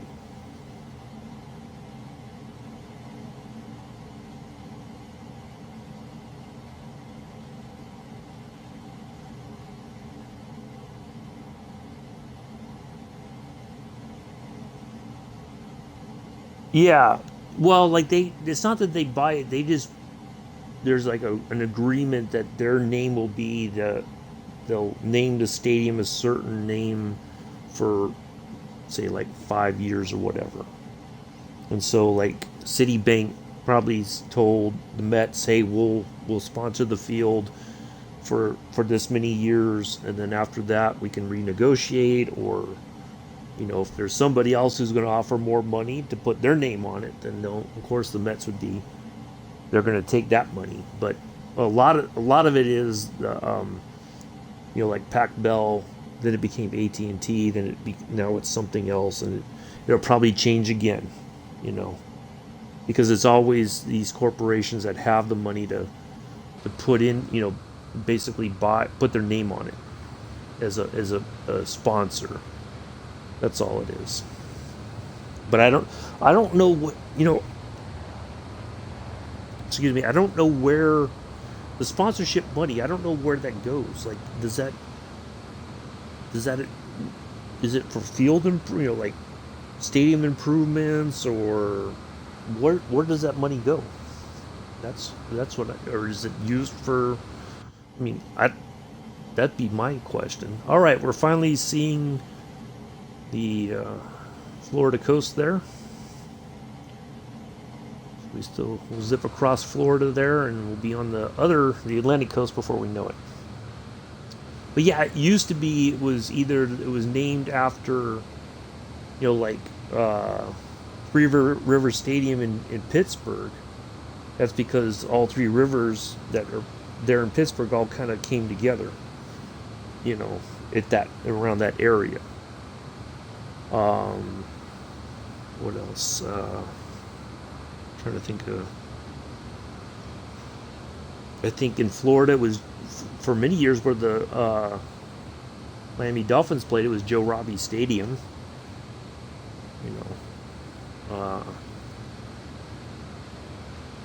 And it was that's how I always knew it. Joe Robbie. But eventually, as a lot of those stadiums became old, and they weren't going to tear.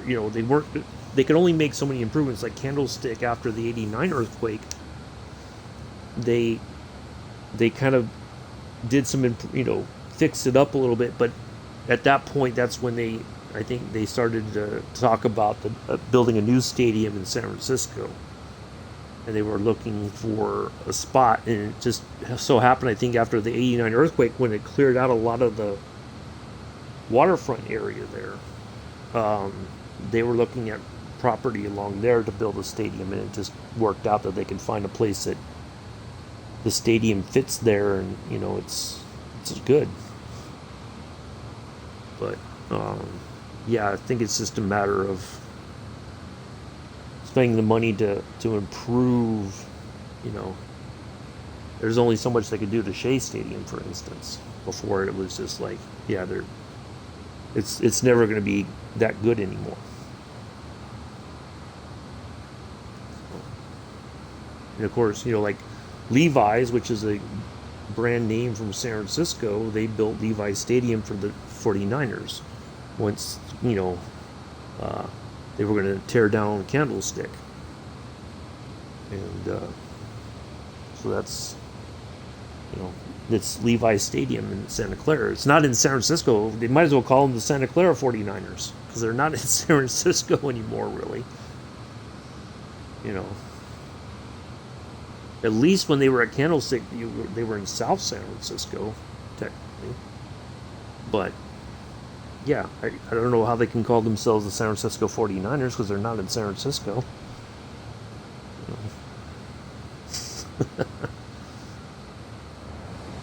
Last time I checked, Santa Clara and San Francisco are not that. There is some distance between the two.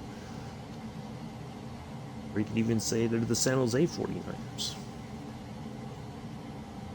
But yeah, a lot of it now is like, the Raiders left Oakland because Las Vegas was willing to build them a new stadium. The Oakland Coliseum it's getting old. Pretty soon the A's are going to probably have to move out of there.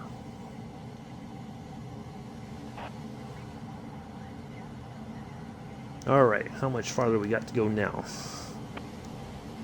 81 nautical miles. All right. They didn't measure. Yeah. No, it's basically that they'll, if it's like uh, a new stadium, like usually there's like, I think in California, like when they were talking about Levi's Stadium, for instance, it goes on a ballot measure, and then I think the county, Santa Clara County, puts up so much money to show that they're interested in bringing the 49ers there.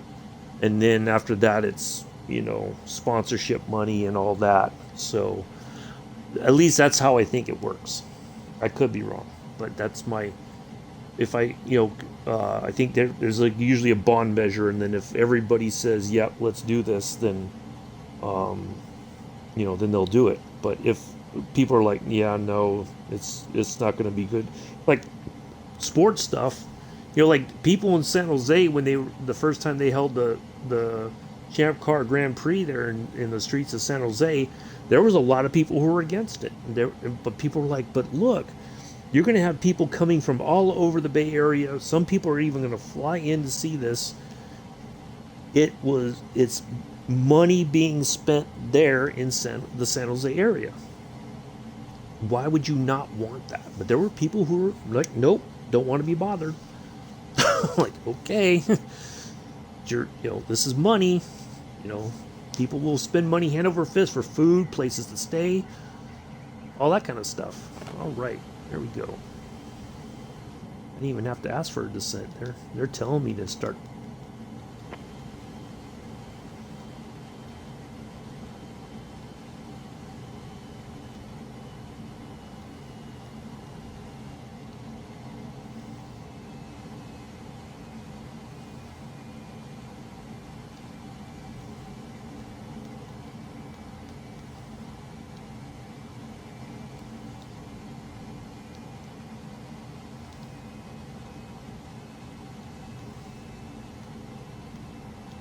All right.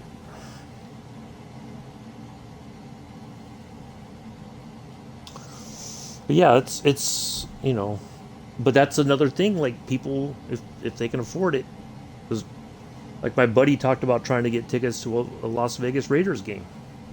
Even the cheap seats are too expensive for him. He's like, I looked at it, I can't afford it.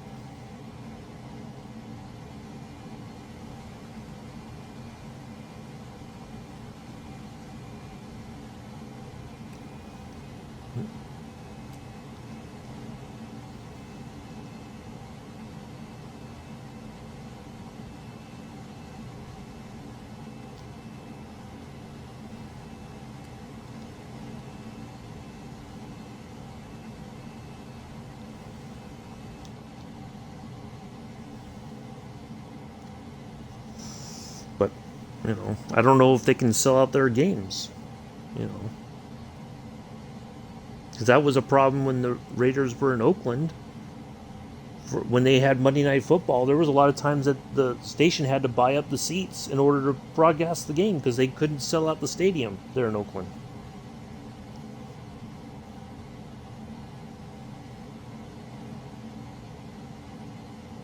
And part of that was because the fans in Oakland are notoriously violent. Like if they see you with the opposing team's jersey, people would get beat up at games. So why would anybody go to a game if you're going to get your butt kicked because you're rooting for the other team?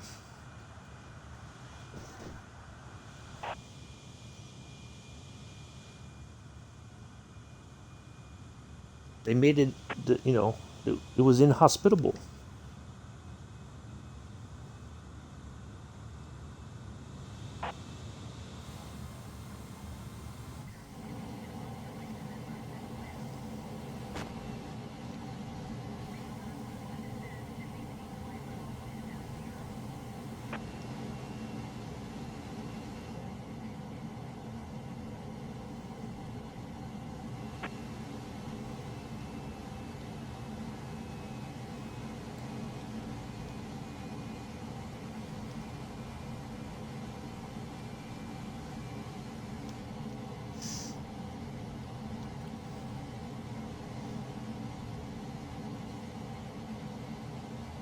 I mean, you think about the hooligans there at English football stadiums, and it's no different in Oakland.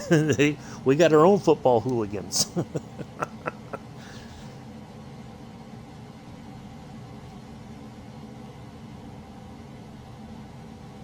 that was that seemed to be the marked difference between the Raiders and the Niners in the Bay Area.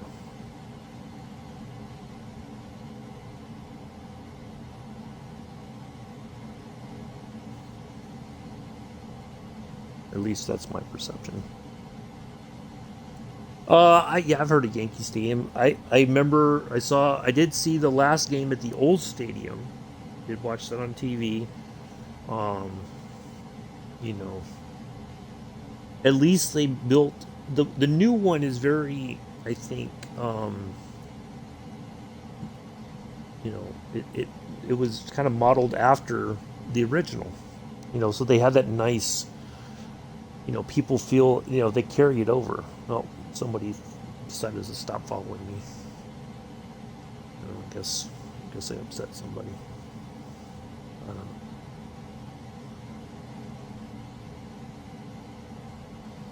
Oh well. Followers come and followers go.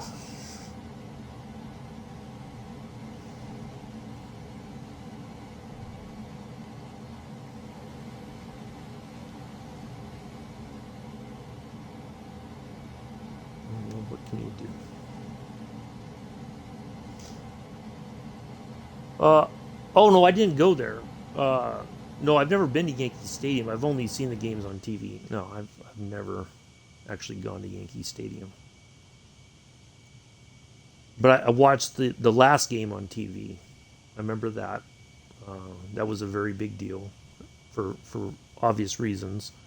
And then, now that they're at the new stadium, oh, Wrigley Field. Scoob 6 is rating with a party 15. Hello, Scoob 6. Or Scoob G, I'm sorry. It looked like a 6 to me. Thank you. Welcome. We are in the F-14 Bravo in the Grim Reaper's livery. We are on almost at the coastline, the Atlantic coastline of Florida. We took off from Brownsville in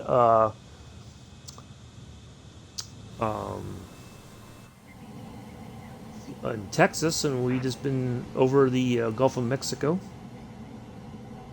So we are getting ready to land here at the NASA landing facility where the shuttle landed eventually after they constructed that field because it was probably too expensive for them to keep flying the shuttle back after landing out there in California, the dry lake bed.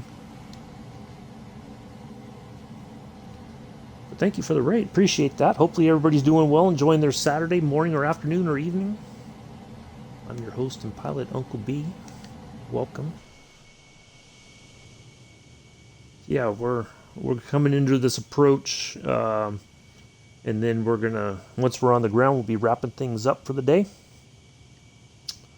So thank you for the raid. Oh, thank you for the follows, everybody. Appreciate that. Very kind of you. We do fly generally Monday, Wednesdays, Thursdays, Fridays. Mondays and Wednesdays, we're flying the Junkers 52 around America. And then on Thursdays, we're doing the Route 66 flights. And then on Fridays, it's usually general aviation. We try to fly, prop-driven stuff. Although next Friday, we're going to be in the Airbus A319. We're going to do a flight from Monterey, California, down to Los Angeles. And so, yeah, we got some good stuff coming up the rest of the month. So thank you for the follows. Appreciate that. I am going to take a short break while we're continuing to send here. I'm going to put us outside there so you can keep an eye on the action. I'll be right back, folks.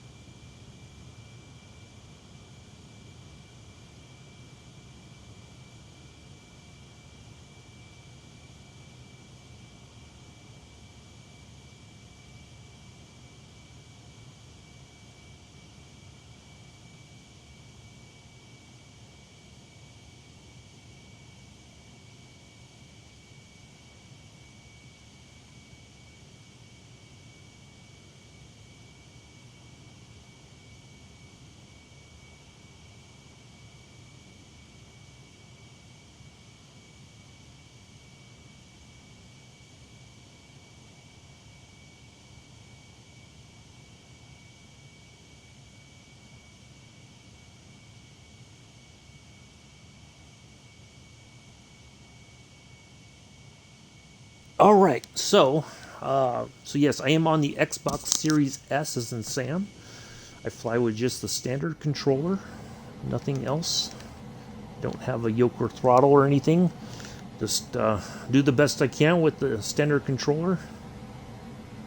Let me go ahead and start slowing down here a little bit.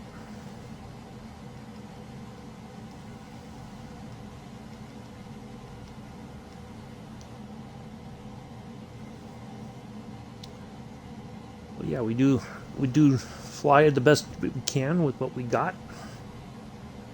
We make some mistakes here and there. We try to learn from them and fly better the next time. So thank you all. Appreciate the coming in and hanging out, and thank you for the follows. Matt Reed, DJ Nightmare, Pandemic Sheet. That's an interesting name. And Scoobs G. Thank you for the follows. Appreciate that. Thank you for the raid as well, Scoobs. Appreciate that.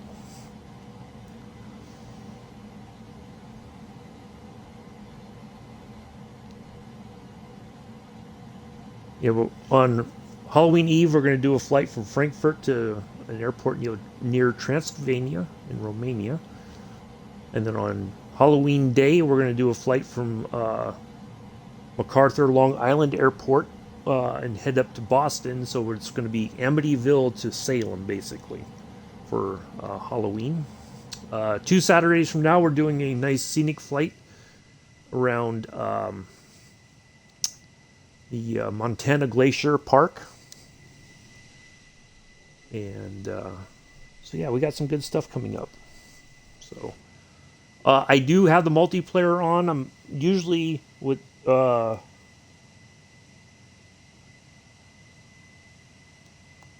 I'm usually on the Southeast Asia server. So if anybody sees me on and wants to join, I do try to. I do have a Discord, so if I do try to put in like the flight plan for that day, like the day before, so like Sunday I'll put in Monday's flight plan, basically, or where we're gonna go and all that, or nav points if we're doing VOR to VOR flights, which is what we usually try to do with the Junkers 52. What's a place in the city I visited and enjoyed? Probably the Aircraft Carrier Museum. Well, no, I like that, but I also like the Museum of Modern Art, the Met. I think it's the Met, the Metropolitan Museum. It's the one. It's the big one, kind of in Central Park there. I visited that. That was pretty amazing. But I did enjoy the. I'd like to get back to the aircraft carrier again and take some more pictures. And actually, it was kind of a quick trip when I was there, so I didn't really get a chance to.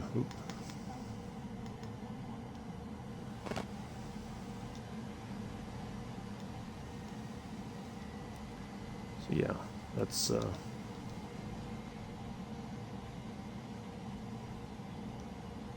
Yeah, the Intrepid. Yeah, I always like. I want to go back there again and spend more time there. Maybe before the weather gets bad, if I can do it before it starts to get really yucky. Yep.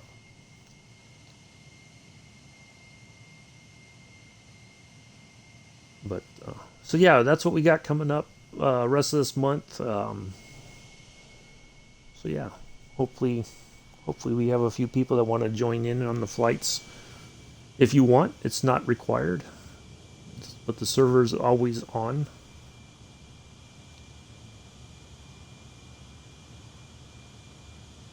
If you find me on because my name on here on the Twitch is not the same as my gamer tag.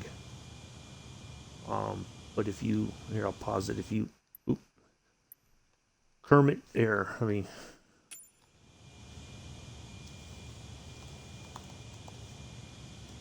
Is it D, capital D? Yep.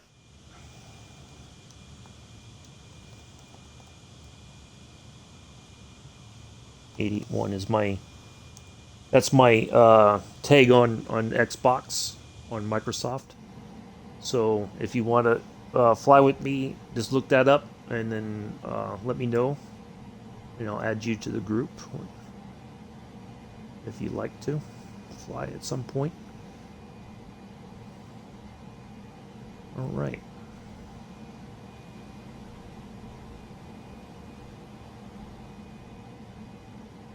Let's go down to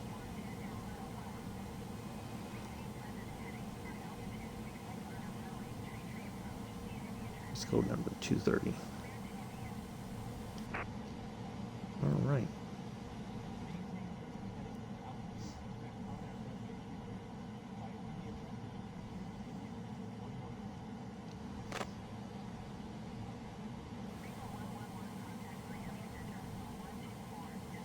Wow. Miami's got a pretty far reach. I thought we would have still been talking to Jacksonville.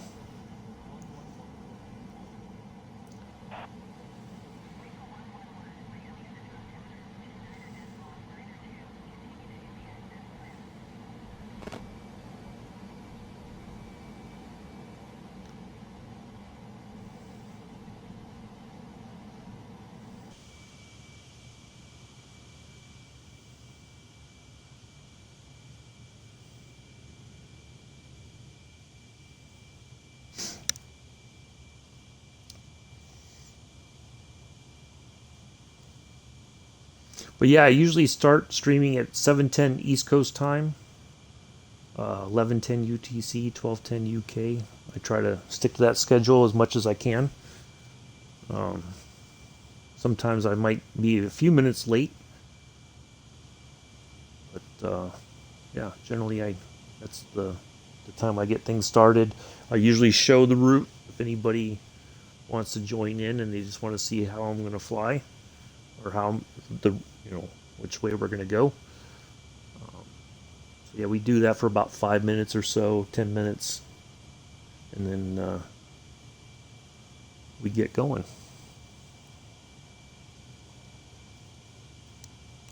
Baggy Gaming, thank you for the follow. Appreciate that. Welcome. Thank you for the raid. Greatly appreciate that. That was an unexpected Saturday gift. Yeah, good stuff.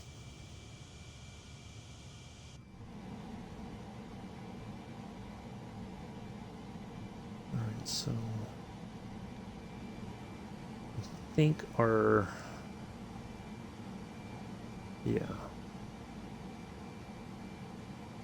where's our, why is it showing back there? We're going this way. Ah, okay, that should be our, I think that's the airport right there. The facility.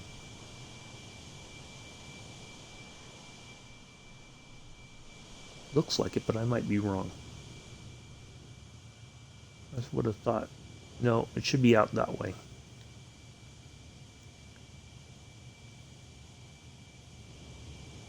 Yeah, that should be it right there.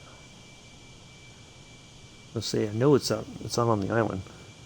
Hello, oh, welcome. Yep, we got quite a few viewers from the UK. Appreciate that.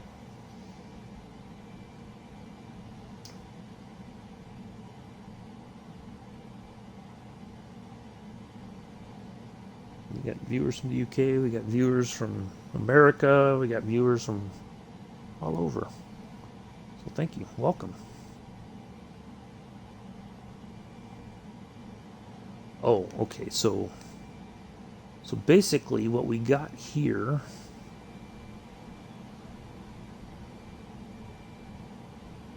well, that's kind of weird. Now we're going to turn again here in a moment.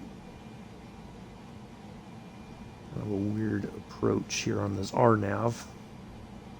Surprised we're still at 14,000 feet. Maybe it's just because it's a noise thing. You know, my first subscriber to the channel once I got affiliate, Mick, he's from UK. My brother from across the pond.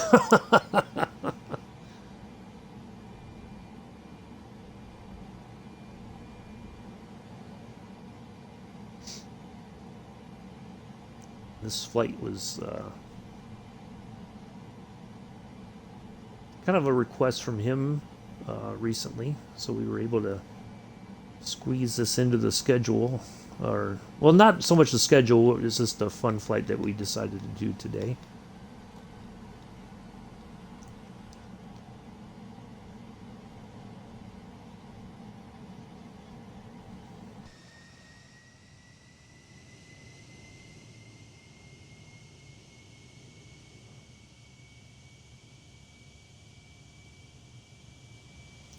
Mick and I have been chatting on Mick's mind.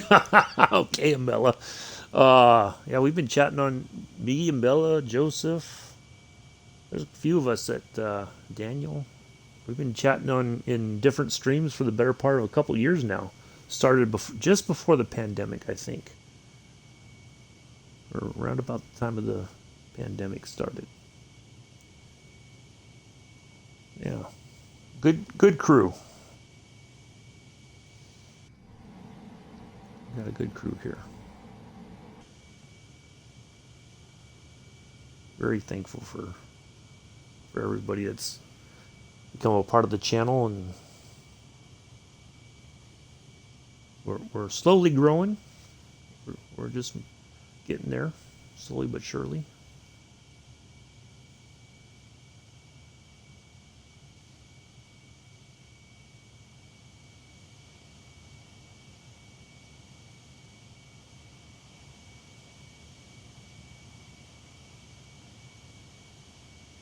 Mick streams, Joseph streams, Mela streams sometimes, but not always. You never know when Amella's going to stream.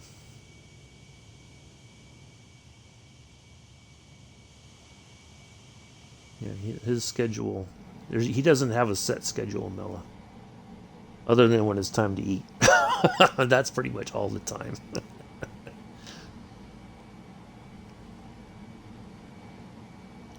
I'm surprised we've not descended from here. I would have thought we would be getting lower by now.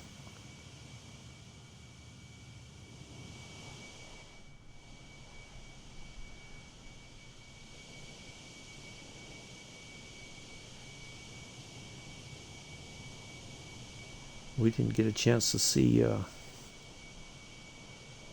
There'll be one on your birthday. Oh, nice.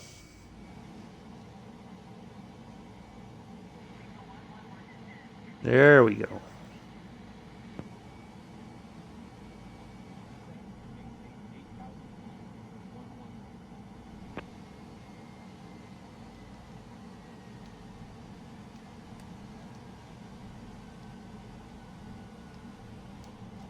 Let's just get 32 just so we can get down there quick.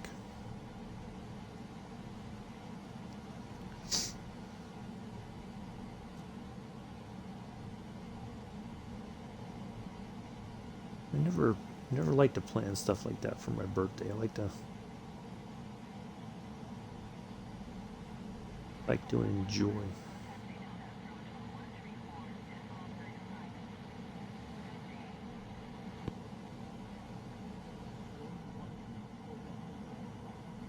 Enjoy the time for myself.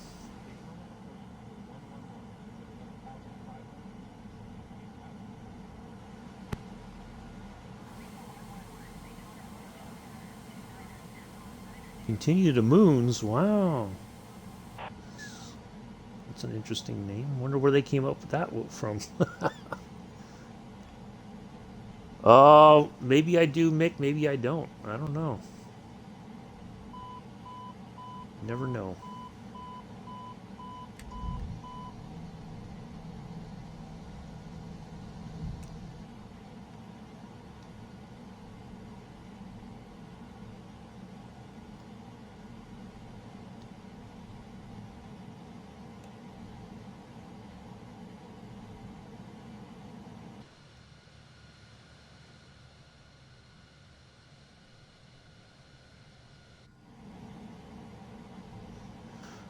All right, we're almost there, folks. I think we got one more turn in towards our runway.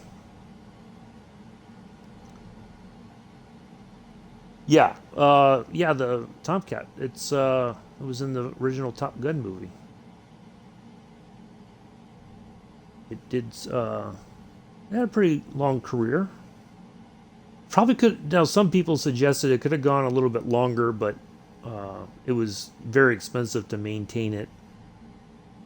So the F-18 is probably easier on the maintenance budget.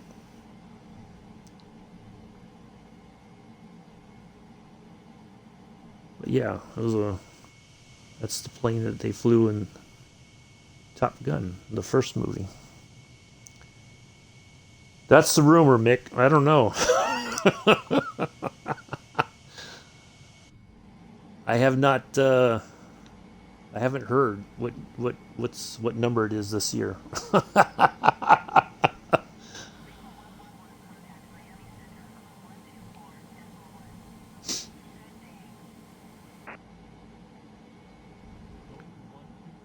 All right. My landing light should be on, I think.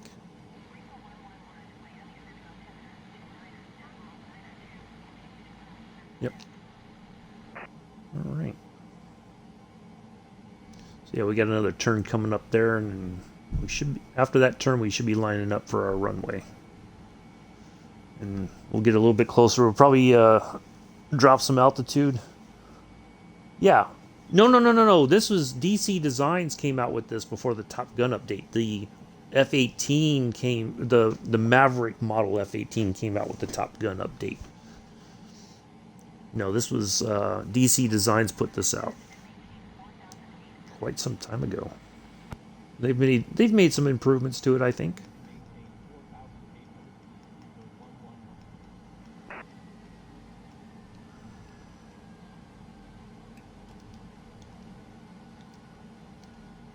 There we go. All right, another turn coming up here in just a moment. No, the F-18 Hornet came with the Top Gun update. But that's the plane that basically replaced the F-14 in the fleet.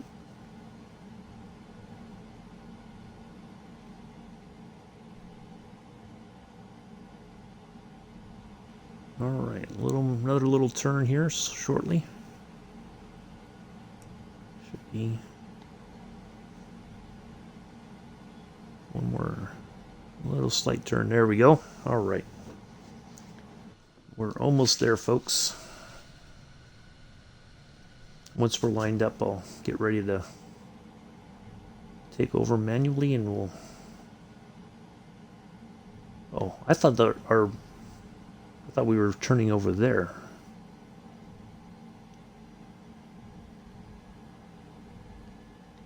Oh, okay. Yeah, now I know where we are. Tried bailing on the sim? No, I have not. Wait, you tried? Oh, you talk about landing on the carrier. I did do the little the challenge. I think I got a C out of it, and I was like, I did C work. I deserve a C.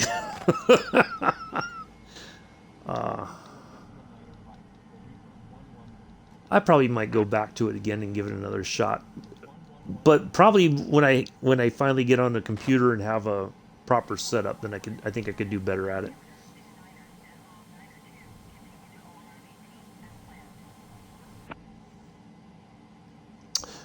Yes, Joseph, there are stunt planes. Yep, there are. Stunt type planes. Yeah, I guess you could say there are.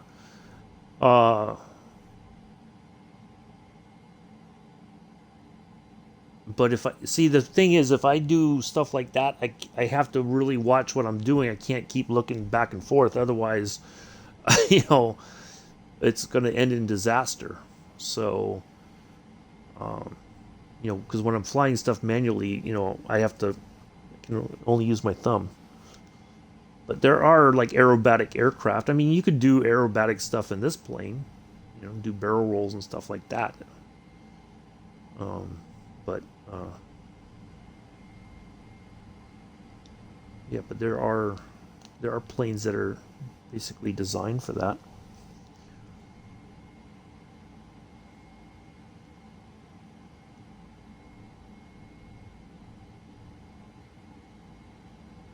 All right, one more turn in here.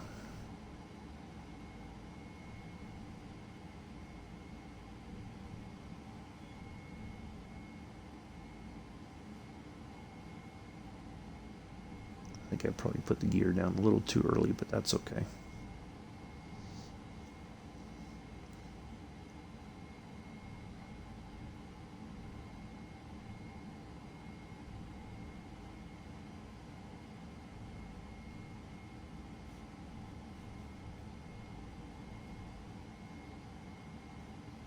All right, one more turn coming up.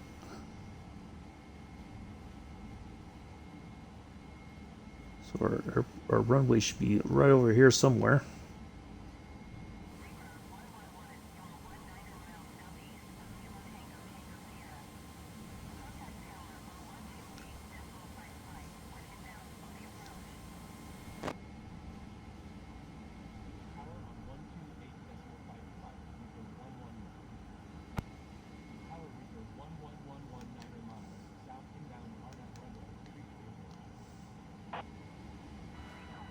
All right, now here comes the turn.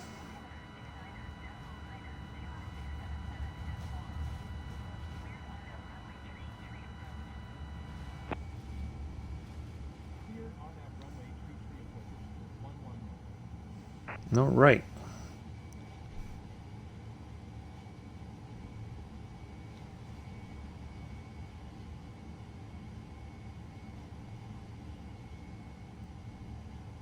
There we go. Wait.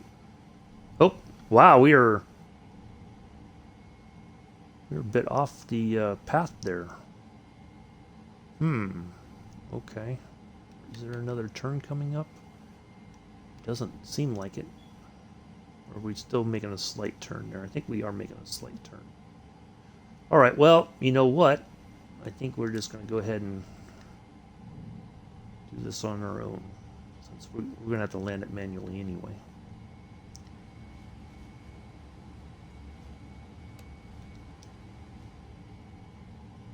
Oops.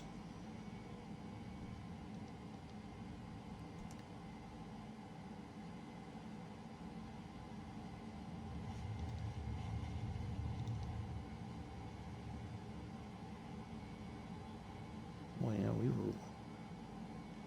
going to have us all over the place. All right, let me focus on landing, and I'll be back in the chat. Keep an eye on the chat once we're on the ground.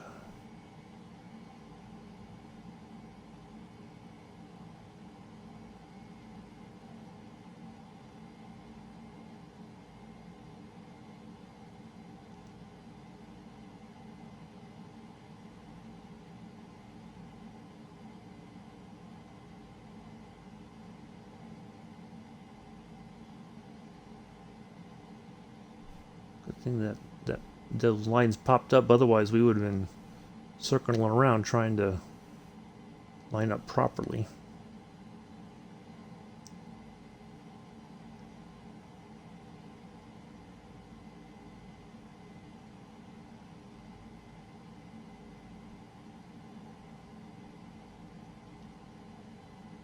But it got us close enough for government work, I suppose.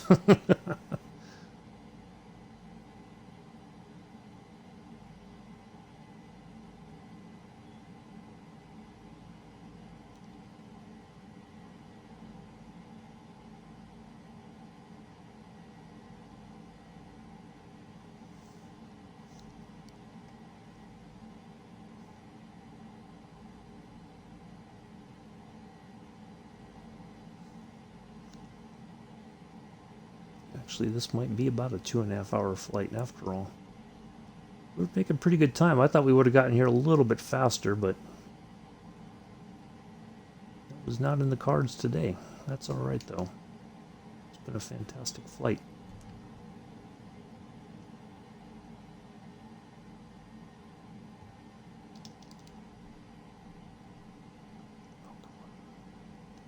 Oh, you know what? I think I have the... That's why. Even though I turned off the autopilot, should be off.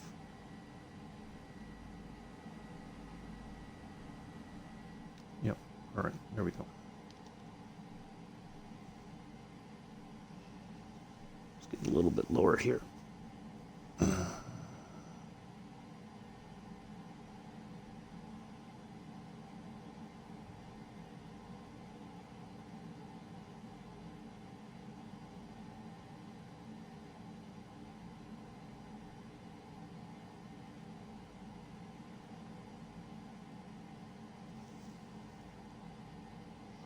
Well, that's what the time was expected to be, Joseph.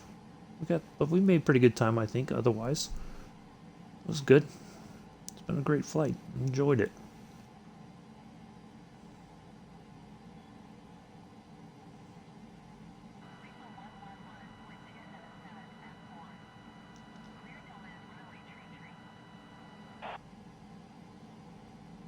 Clear to land runway trees 33011.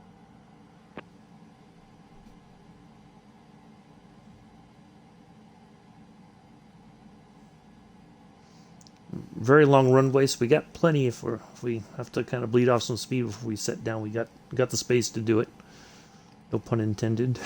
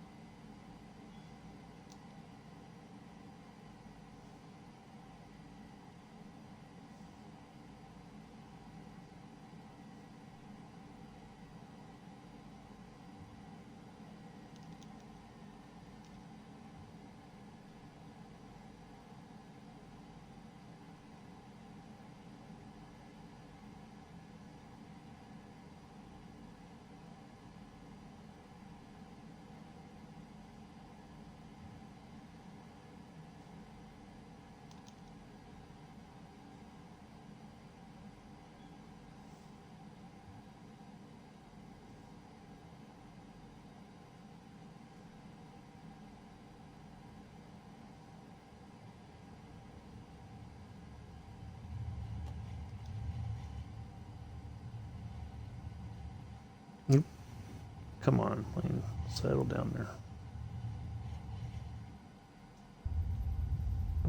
There we go. Ta-da.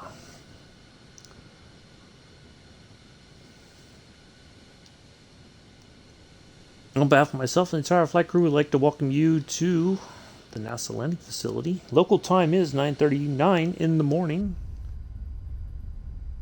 Myself and Commodore Watt Mickford, blah, blah, blah, blah, blah. Understand and appreciate the fact that without this under 3-hour tour, Addies would be lost. Addies would be lost. Come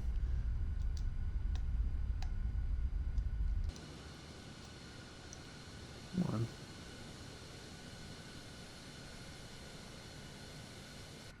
Get the speed brakes down here if I can.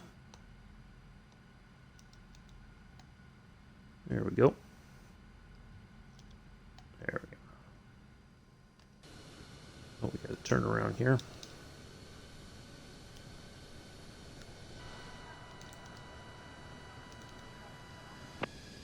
Yeah, can I turn around first? Thank you. Boy, the our nav system is just bugging today.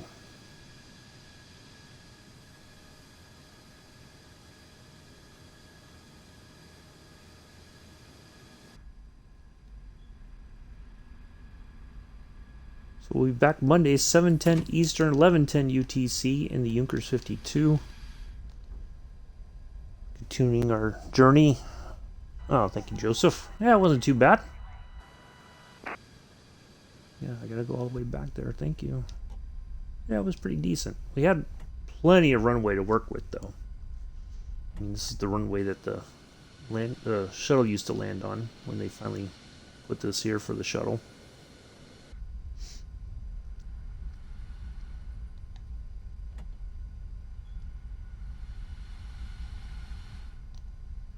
Yeah, it's been a good flight.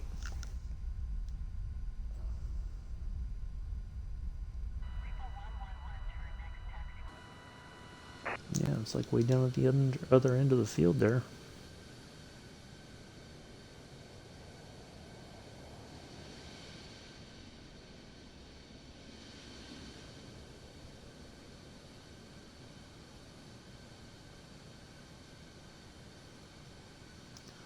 So yeah, good stuff. Thank you all again for coming in and hanging out. Appreciate it. Here on a Sunday morning, afternoon, early evening for some folks. Yeah, I know. I will as soon as I get there. Promise. ATC is so fussy. Free breakfast and breakfast.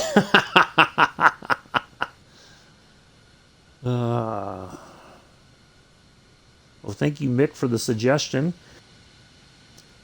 Hopefully, Commodore Mick made it all the way. He was back there with his latte machine the entire time. Maybe took a little nap back there. Who knows?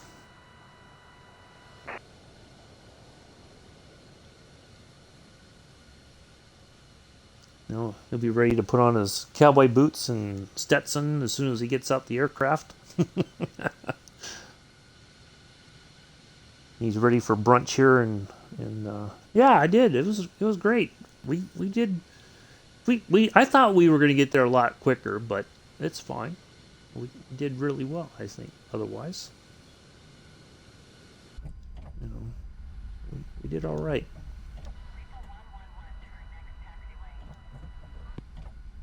Yeah, I'm turning. Can I get there first? Thank you. So naggy. Oh my goodness. You think me and the ground control or ground or the ATC were like in a marriage or something, nagging so much. All right.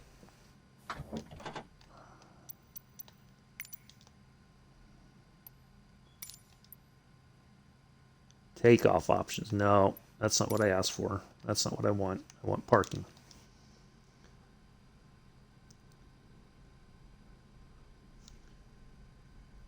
Yes, Joseph, it was. I generally don't do bad ideas. I try not to. I've been known to have a few. Oh, you missed story time, Joseph. Were you here for story time earlier? I did story time for you.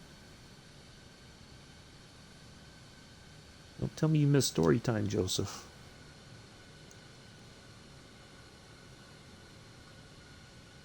You're going to break my heart if you tell me you missed it.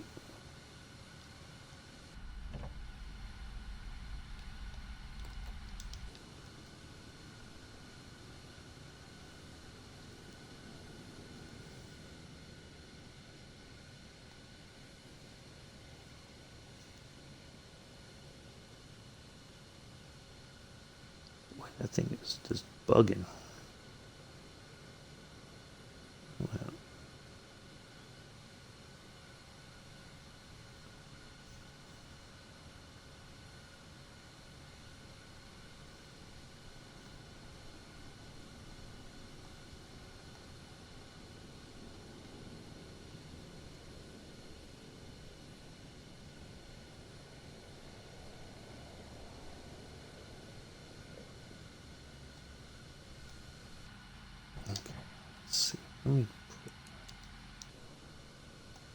All right, there we go. Now that's better.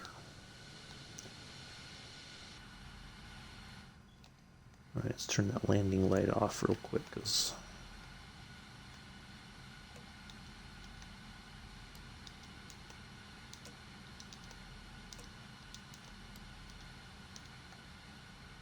all right, let's pull our engine stops. We'll shut it down. Just jumped into your oh. Yeah, sorry, Murky, but thank you for the follow. Yeah, we just wrapped things up here We just landed at the shuttle landing facility here in Florida. We took off from Brownsville, and so yeah, we just got here. So, but thank you for the follow. Appreciate that. You're number 160. Let me scroll back up here because I think Joseph.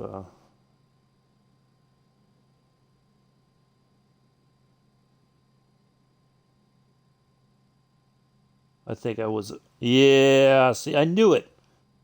Beck's naughty. Yeah. Yeah. See, I do story time to entertain you, and you can't be bothered. I don't know what to say, Joseph. I don't know what to say. All right, there we are. Out 212. So we got there a little bit quicker. It was supposed to be like 220, but we got there just a little bit quicker, but not only by just about 7 minutes. We got there quick, but hey, that's 7 minutes that we got that Mick can now run to the changing room and get ready for his brunch in downtown Cocoa Beach, there in Florida. We'll go down there and find a place for brunch there, Mick. How about that? Let me put my information. Yeah, I was listening though. Yeah, but you don't.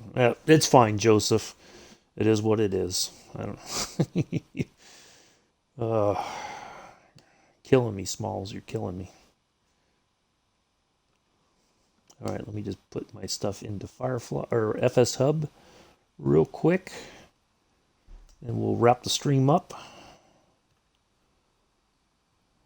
I gotta find the F-14 on the list here.